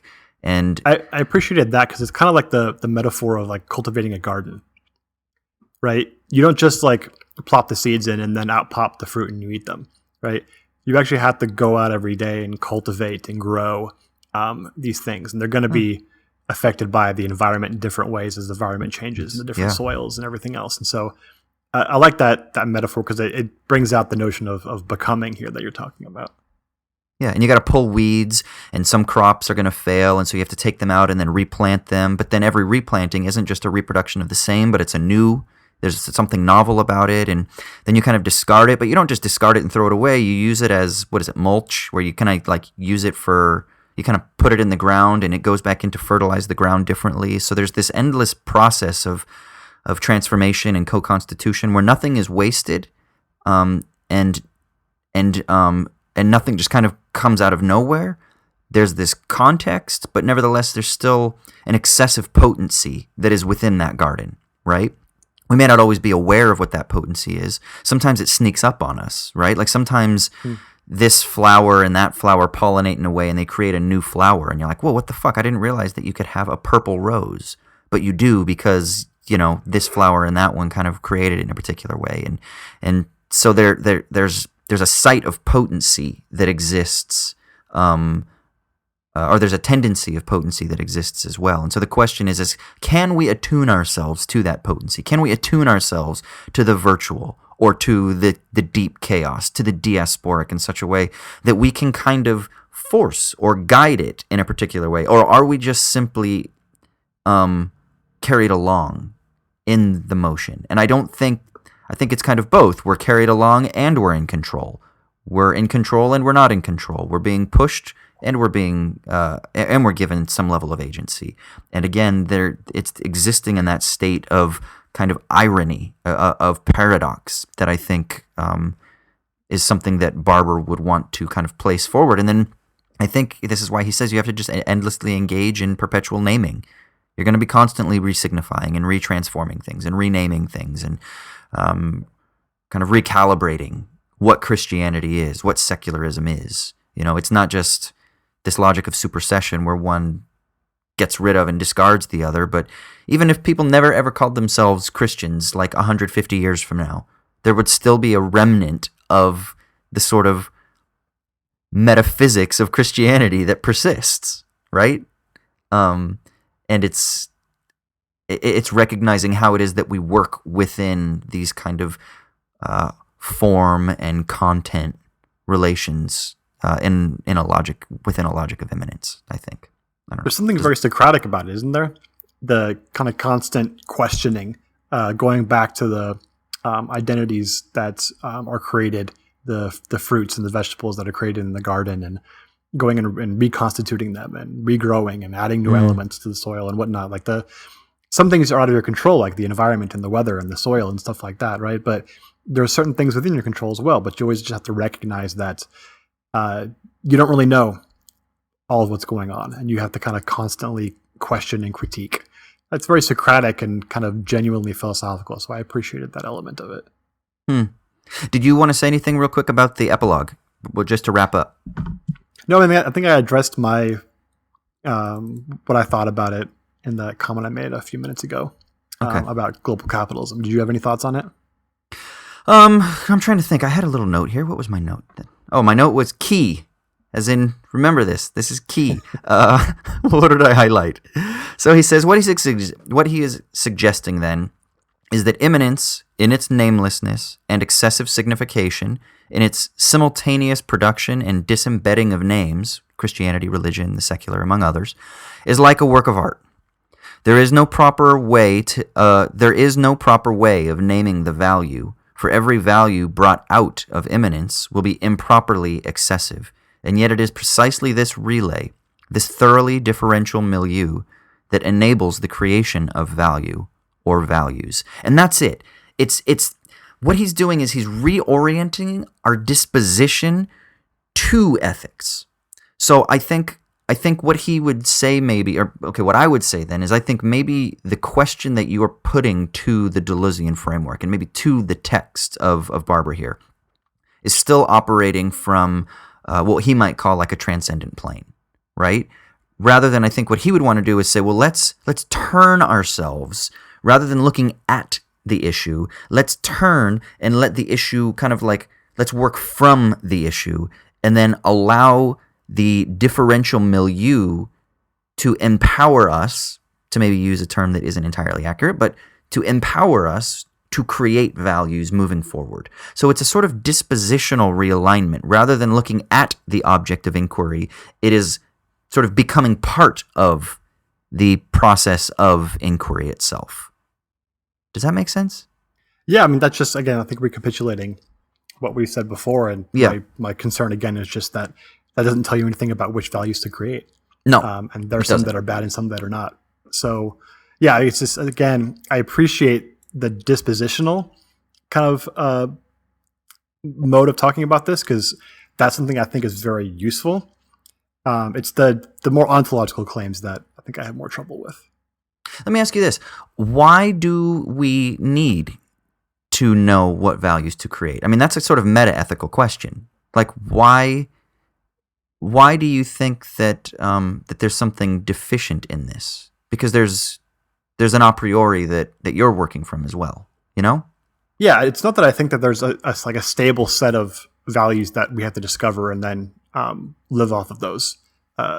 That's, I think, a kind of really perverse identitarian thinking that right. Barber rightly critiques that kind of notion here. But more that I think there's something about a philosophy in which, especially when concerned with discursive traditions and whatnot, that we have to have some sort of import into asking what we do with this. What is the point of this? And I think that that's very much in this kind of Deleuzian type thinking. And I think Barber brings it out here in the epilogue by saying, global capitalism has these kind of twin notions of value, and the point is to reject both, not to reject either of them, but kind of incorporate both of them into a relay. And I don't think that really gives any sort of answer that it posits or that it's claiming to give.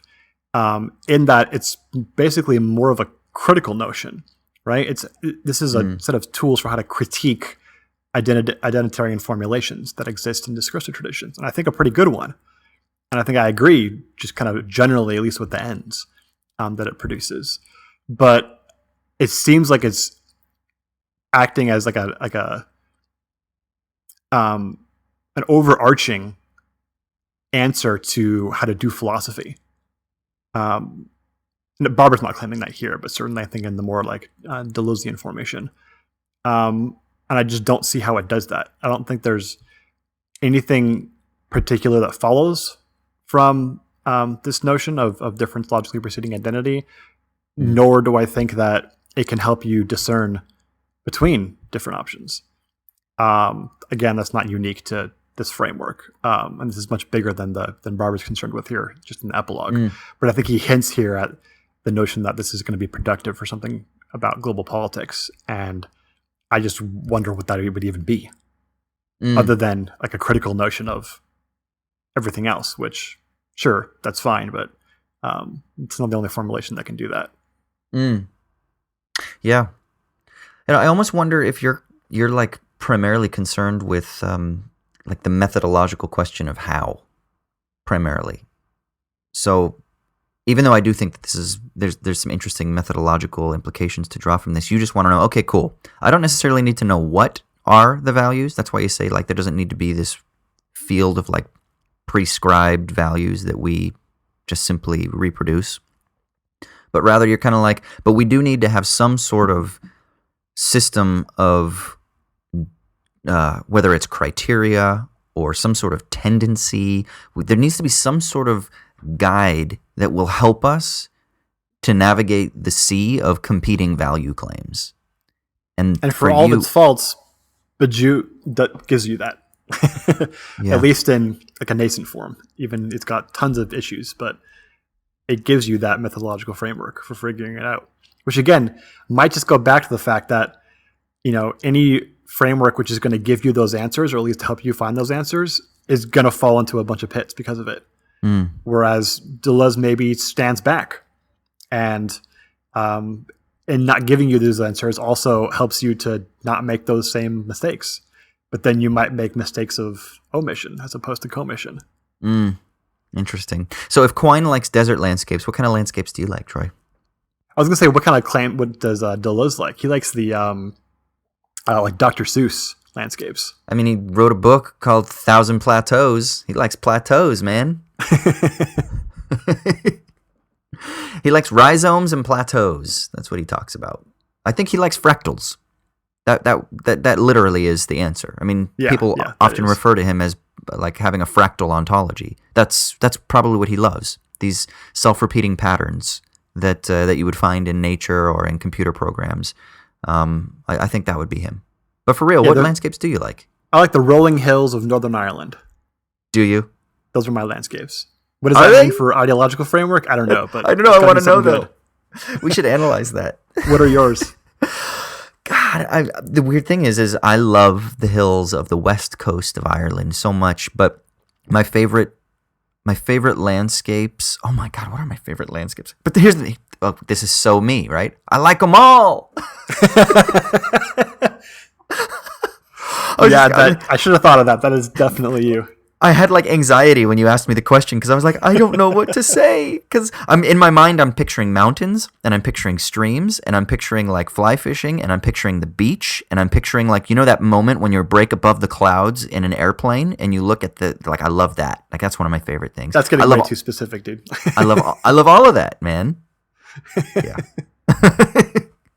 All right, cool. Well, let's go ahead and wrap up this book. It was an interesting read. Do you think that you would have gained more had you read this when you were actually studying theology, like at the institution, when you were doing, like, say, for example, your MA? Or do you think that you have gained something from it now? Or is it more just kind of like it's intriguing, it's giving you tools to navigate, kind of like literature review? It's helping you navigate the landscape a little bit, but that in terms of your own development, that it isn't as practical as maybe as it would have been before. Yeah, it's definitely the latter. I think I mentioned in a previous episode we did that I certainly think I would have gotten more out of it if I had read this back when I was doing my MA in religious studies. But then again, I think I've said this, but if I haven't, this has probably been the most convincing sort of presentation of a Deleuzean type argument that I've come across in like written form. And that's, I haven't read a ton, but I've read some. I've read some Deleuze too, and I found this much more convincing. And I think it's even more challenging by the fact that it's in an area that I've done study in, right? In terms of religion and secularism. So the fact that it came across so convincingly in that aspect, I think is just goes to, compliment Barber's ability to formulate this argument kind of step by step and make the claim about interparticularity for each of these three levels of Christianity, religion, and then secularism. I think it's been great. I definitely don't think that developing your toolbox is a bad thing at all. I think it's been really wonderful in that way, and I'm glad that we've done it together because as much as I felt that it was convincing and a well-developed argument, having someone who's probably more sympathetic to it than I am in you has been very helpful as well to kind of bounce his ideas off of and to help it extrapolate the meaning and consequences in ways that I probably wouldn't have been able to do on my own, given my lack of familiarity with this kind of thinking. Yeah, cool. Yeah, it's weird. I think for me at the moment in my development, I am torn between, and I know a lot of people are, but I am torn between Badiou and Deleuze. And I think there's an incommensurability there between them. And Badiou has a book on Deleuze called The Clamor of Being, I think is what it's called, which is just a great name because I think this differential noise for Badiou... That gets the dispositions, dude. What do you mean? Badiou's fucking OCD like I am. It is, man. It's the clamor, man. I can't deal with clamor. That's it. That's exactly it. It's this noise for him is just too much. It's like, fucking sit down, Deleuze. Just please. Yeah, I want to arrange all my little figures on the shelf in their proper formation. Otherwise, I'm going to flip up my shit a little bit. I know. And for me, I'm in kind of like with how I love all the landscapes. I love them both, and I find them very convincing and very in a lot of ways. But then at a point, I do feel like you kind of have to side with one of them. And I haven't fully sided with one of them. Actually, I do something kind of the opposite in my book, where I actually trace back to what I believe is a common source of inspiration for both of them, Sartre, where both of them derive different elements from him and take them in a different direction. But I sort of create I kind of almost triangulate, if you will, between the three, Sartre, Deleuze, and Badiou, to kind of create maybe like a field of problems that I feel like are going to condition a lot of my work moving forward. But I'm becoming more and more interested in mathematics, but that doesn't actually mean that means Badiou's going to win out, because Deleuze does a lot of work on differential calculus. And so there's this philosopher named Zalamea who has written on both Deleuze and Badiou in mathematics. And I'm really curious. I'm going to read his book here in the coming months and take my time. Is his the Philosophy of Mathematics book? Yeah. And it's called like the Synthetic Philosophy of Mathematics or something like that. Yeah. Do you know it? Yeah, I've heard of it. Yeah. And I'm really curious to see how he engages both of them, because he is a proper philosopher of mathematics. And so it'll probably be a very difficult read for me because that's not my specialty. But I'm really curious to see how it is that he engages Deleuze's use of like differential calculus and then Badiouian set theory.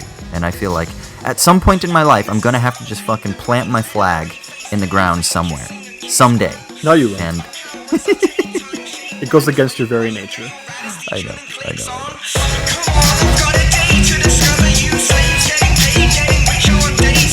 All right, Six. So let's move into our final segment of the episode. This is the Sticky Leaves. This is where one of us gets to talk about something that is giving us meaning in a world that is often perceived to be devoid of meaning. So, Troy, it is your turn to share what's making you feel good this week.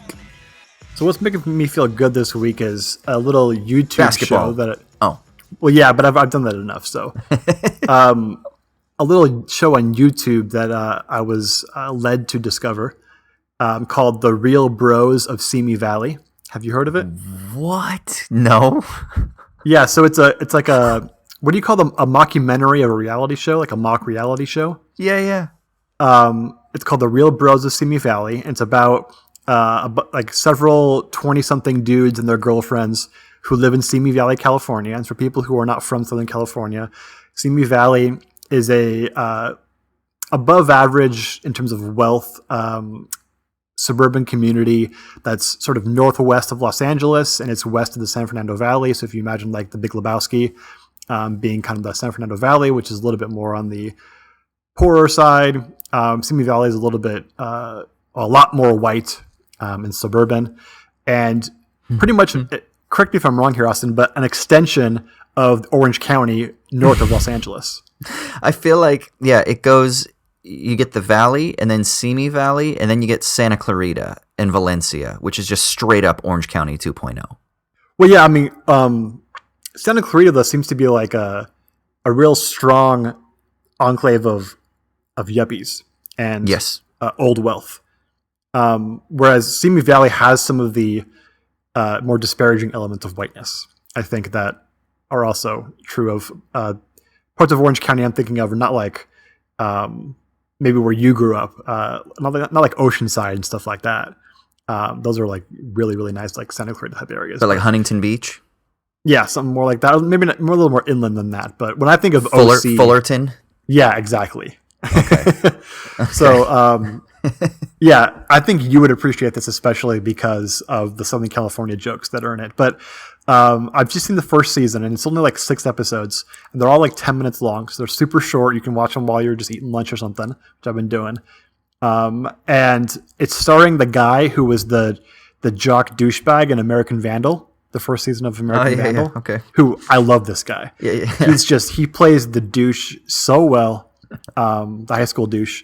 And this show is so wonderful because you would think, given this setup, that it would be just withering in its criticisms of whiteness and suburban life and stuff like that. And certainly there's a reason for those kinds of things to exist, right? To just excoriate that kind of culture. But it's not about that. It's making fun of these people, but it also kind of loves them too. It kind of like appreciates them, and you kind of care for them, even though they're all idiots. Like they're all driving around, and everybody has a raised black truck. Oh yeah. So much so that people can't park, and their trucks exceed their driveways. There's this like constant problem with trying to park your truck because of all the other trucks. Yeah. There's this kind of almost, I think, like infamous now phrase of, maybe you've heard this as having grown up in Southern California, but I was never aware of this. Smoking weed referred to as burning. Yeah, you can burn. Yeah, burn one. Yeah. Yeah, it's like, you burn. I've heard burn one, but not just burn. You burn, dude? Oh, I haven't heard that. Dude, okay. Do you burn? You want to burn? I've heard burn one, but just burn. Yeah, I haven't heard that either. It's said repeatedly, and it's very funny. There's one character who was almost a professional skater, and then he got hurt and couldn't skate anymore. So his quote-unquote job, as he describes it, is to bring a lawn chair to the skate park, drink Miller Lite, and critique the 10-year-old skateboarders and tell them how to skate correctly. He's a consultant. That's just what he does all day. I love it. It's wonderful. Oh, one character, they threw kind of a party because he gets, quote-unquote, accepted to community college. Which is wonderful. Great. But what I love most about it, as I mentioned earlier, is that so many of these comedies nowadays, especially in this kind of like mockumentary, mock reality show style, they just destroy the characters. They exploit them. They make them horrible. They make you enjoy their suffering. Mm. And I don't like that generally. I think that's one easy. It's a scapegoat because there's so many problems with humanity. You can easily just exploit suffering and pain and bad decisions as much as you want. And it feeds into some of the more negative parts of our personality. Sometimes there's reasons when it's justified, but generally I think it's at least a higher goal to be like, we're going to make fun of these people, right? And this whole culture, and it's going to be funny, but you're also going to kind of care about them and realize that they're just regular people and they kind of want good things for themselves and the people they love as well, even though they're all idiots. Right. And that's more challenging one to do, I think. But it also leads to a more uplifting and sort of appreciative experience, especially in the short, like 10-minute episodes. I think it's kind of a wonder that this thing exists, especially on YouTube for free. I feel like that's my whole approach to apologetics. It isn't to like just simply make the people feel like idiots or appear as an idiot, but it's to dismantle them while also showing that, guess what, you're kind of an idiot, but in a loving way that shows that they're just a human trying to do their best. And you know what? We're kind of all idiots in our own way. And we need those people to show us those areas where I'm an idiot and to show us those areas where other people are idiots, rather than standing from on high like you are just simply canceled. And I think that's the thing, is like the one approach that you said of the documentaries that you don't like so much. It's because there's a moralism in that, right? And it's that in that it's used to kind of perpetuate the audience's own ability to pat itself on the back, to create an other, that they're the other, they're the bad, and I'm the pure. And so we have this position from which I can judge them, they're the idiots. But if you can create an empathetic or a sympathetic account, then it sort of it allows you to participate in the idiocy while still maintaining a distance, a critical distance. That's okay. But it isn't just simply creating a division, a pure division that is like a moralism. Yeah, those kind of things, they're not creating characters so much as they're creating like machines of dysfunction. And that sort of removes agency from the characters when they're just messed up and they're going to continually do the wrong thing, and you're just waiting with bated breath to see how they're going to fuck it up this time. And that's not really a character. That's why I had a problem with like the Firefest documentary and then the Elizabeth Holmes one on Theranos, because it just felt like that they were just set up to be the bad people so that there could be a scapegoat so everybody else could feel good about themselves that they're not the bad people. But it doesn't actually do anything, one, to contest the actual power structure that these people are working within that allows them to flourish in the way that they flourished, that allows them to game the system in the way that it does. Like, yeah, they got some sort of like legal comeuppance, but still, that just allows us to absolve the larger system from any sort of real transformation or criticism or indictment, because we got the bad ones. We got the corrupting influences. The rest of us can pat ourselves on the back because we're not like them, you know? But it creates these monsters that's kind of like, that we're just watching these films to be like, well, what other evil thing does this monster do that I can judge them on as I sit here and eat my Doritos and feel good about myself? And I think that's, I don't know. It just struck me as really weird, and I just don't like that approach. I don't know. Maybe I'm too much of a pussy, man, and I just want to like kind of like empathize with everybody, but I don't know. Yeah, there's a place for that sometimes, but it's, I think, much more challenging, especially with people that are just regular people that have done nothing wrong. They're really just, in a large respect, creations of their circumstance, as we all are, and exploring how their characters would develop within a cultural community like Simi Valley, which is so unique and weird and ridiculous. Yeah. This is weird. How do you think, because I feel like especially in certain left cultures that like someone like that's like a middle-class yuppie type would just be viewed as, I don't know, I feel like sometimes they would be viewed like the Orange County type, the Simi Valley type, the Valencia type.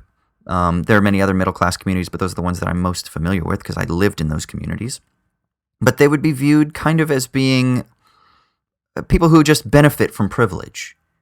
And they kind of,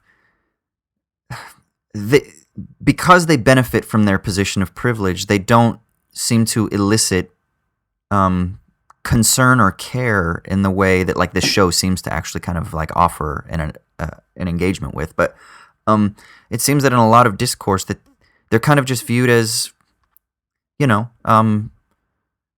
some sort of degraded form of capitalist embodiment, right? They're not as evil as the billionaires who are pulling the strings, but they're not the working class. Even though I think that's completely wrong, because anyone who has to work for a wage is part of the working class. I mean, but there's this strange dynamic that like middle class yuppies are, they're just instantiations of capitalist privilege. Yeah, you see some of this in the criticisms of Bernie going on Fox News and trying to speak to Trump voters, not necessarily because he's going to win them all over or anything. That's the best strategy, or that we should prefer to flip Trump voters over, bring people who are non-voters into voting. But just the kind of tendency to be like, there's good guys and bad guys, and they're that way almost since birth, and it's intractable, and they're never going to change. And so it's better to just sort of leave them aside, not treat them as people who are agents who make their own decisions, and yeah, just to kind of, it's not even a moralism, right? Because that term's often used incorrectly. I think it's to sort of morally judge someone is to say that they're an agent who has responsibility for their actions, and this even escapes that, right? Because it's mostly just treating them as a machine for producing whatever negative things you think are coming out of them, which is not to treat them as an agent.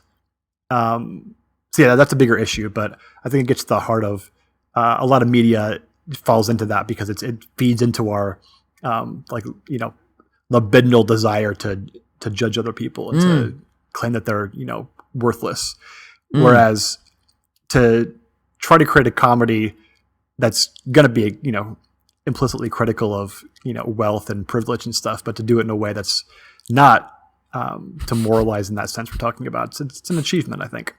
Is there political value in the eye roll? Like, when I watch them and you laugh, but then you just roll your eyes like, Jesus, Like, I feel like that's the appropriate political response, because I'm like, when you described their struggle with parking their lifted black pickups, I was like, bro, I grew up in that environment, dude. Dude, I think you would love this because there'd be so many. I want you to watch it and then like report back on all the things that are true to life. Right. I mean, that's fucking true, dude. When I was a kid, that's what all the boys wanted to have, a lifted car. I had a red Ford F-150 that I got, in a weird way. I saved up my money and I got an old Camaro, and then I crashed the Camaro, but the insurance money paid for my car, and it was a beater car. I mean, I paid like $2,000 for it. It was, one of those like 1988, like 89 IROCs or whatever it was, and I fucking crashed the thing within 6 months. But I got money from insurance, and so then I took that money and I put it on a down payment for a red F-150 pickup, and that was my car. That was my car for my senior year of high school. So I had this red Ford F-150, and all I wanted to do, bro, was get that fucker lifted. Put it on 33s or 35s with a 3 to 5 inch lift. I mean, that's what we talked about. Like, that was it, man. That was like achieving the next level of what it meant to be a young adult. It was if you could lift your truck or something. I don't know. It's so weird. And everybody, like, my buddy Scott had a big Chevy Silverado that was lifted on 35s. I mean, I couldn't even go through the list. My other buddy Eric had one. I couldn't even go through the list of people who had these big lifted fucking Fords and Chevys. And that was the thing, man. So, and they take up multiple spaces. They got these huge fucking tires into a parking lot. They park diagonally, and you're like, what the fuck, when you try to go get your Subway, and you're like, dude, I can't park anywhere because fucking Eric parked sideways and took up 4 spots. Oh, God. Yeah, dude, next season on Real Bros of Rancho Santa Margarita. Dude, I'm surprised that there hasn't been, I know they did like a couple reality shows, but I think about this often, but then I think, do you know how much shit I would get if I tried to make a show or tried to write a story or a novel about life growing up in South OC? Like, people would just be like, this is just like bro apologetics. And in a way it would be, but... but this show sounds right up my alley. I'm going to have to check it out. Yeah, for sure. It's all on YouTube. Oh, the first season's on YouTube right now. There's been a second season, I think, but I'm not sure where it is. I haven't found it yet. Cool. All right, well, we'll go ahead and wrap up this episode. Thank you guys so much for tuning in. I want to give a final shout out to Mubi. Go to mubi.com/owlsatdawn to get a free extended trial, a 30-day trial. You can email us, owlsatdawnpodcast@gmail.com. Hit us up on Twitter or Instagram. What else? Patreon. Go to our Patreon. You can support us, get access to bonus episodes. We'll have a new bonus episode up. It might be up actually consonant with this one that is live on the main thread, so you can check that out, where we're going to be talking about Batman and Robert Pattinson, but in an interesting and fun way for people who aren't interested in that sort of thing, like we always do with everything. Basketball, we make it interesting. Batman, we're going to make that shit interesting. So, what else am I forgetting? Don't forget, if you want to leave us a review on iTunes, if it's 5 stars, and you ask a question in your review, we will answer it on the next podcast, as long as we can do so in a minute or two. Sick. Sounds good. Well, I think that's pretty much it, yeah? Just one more thing, dude. What's that? Das Vidania, Amerikanski.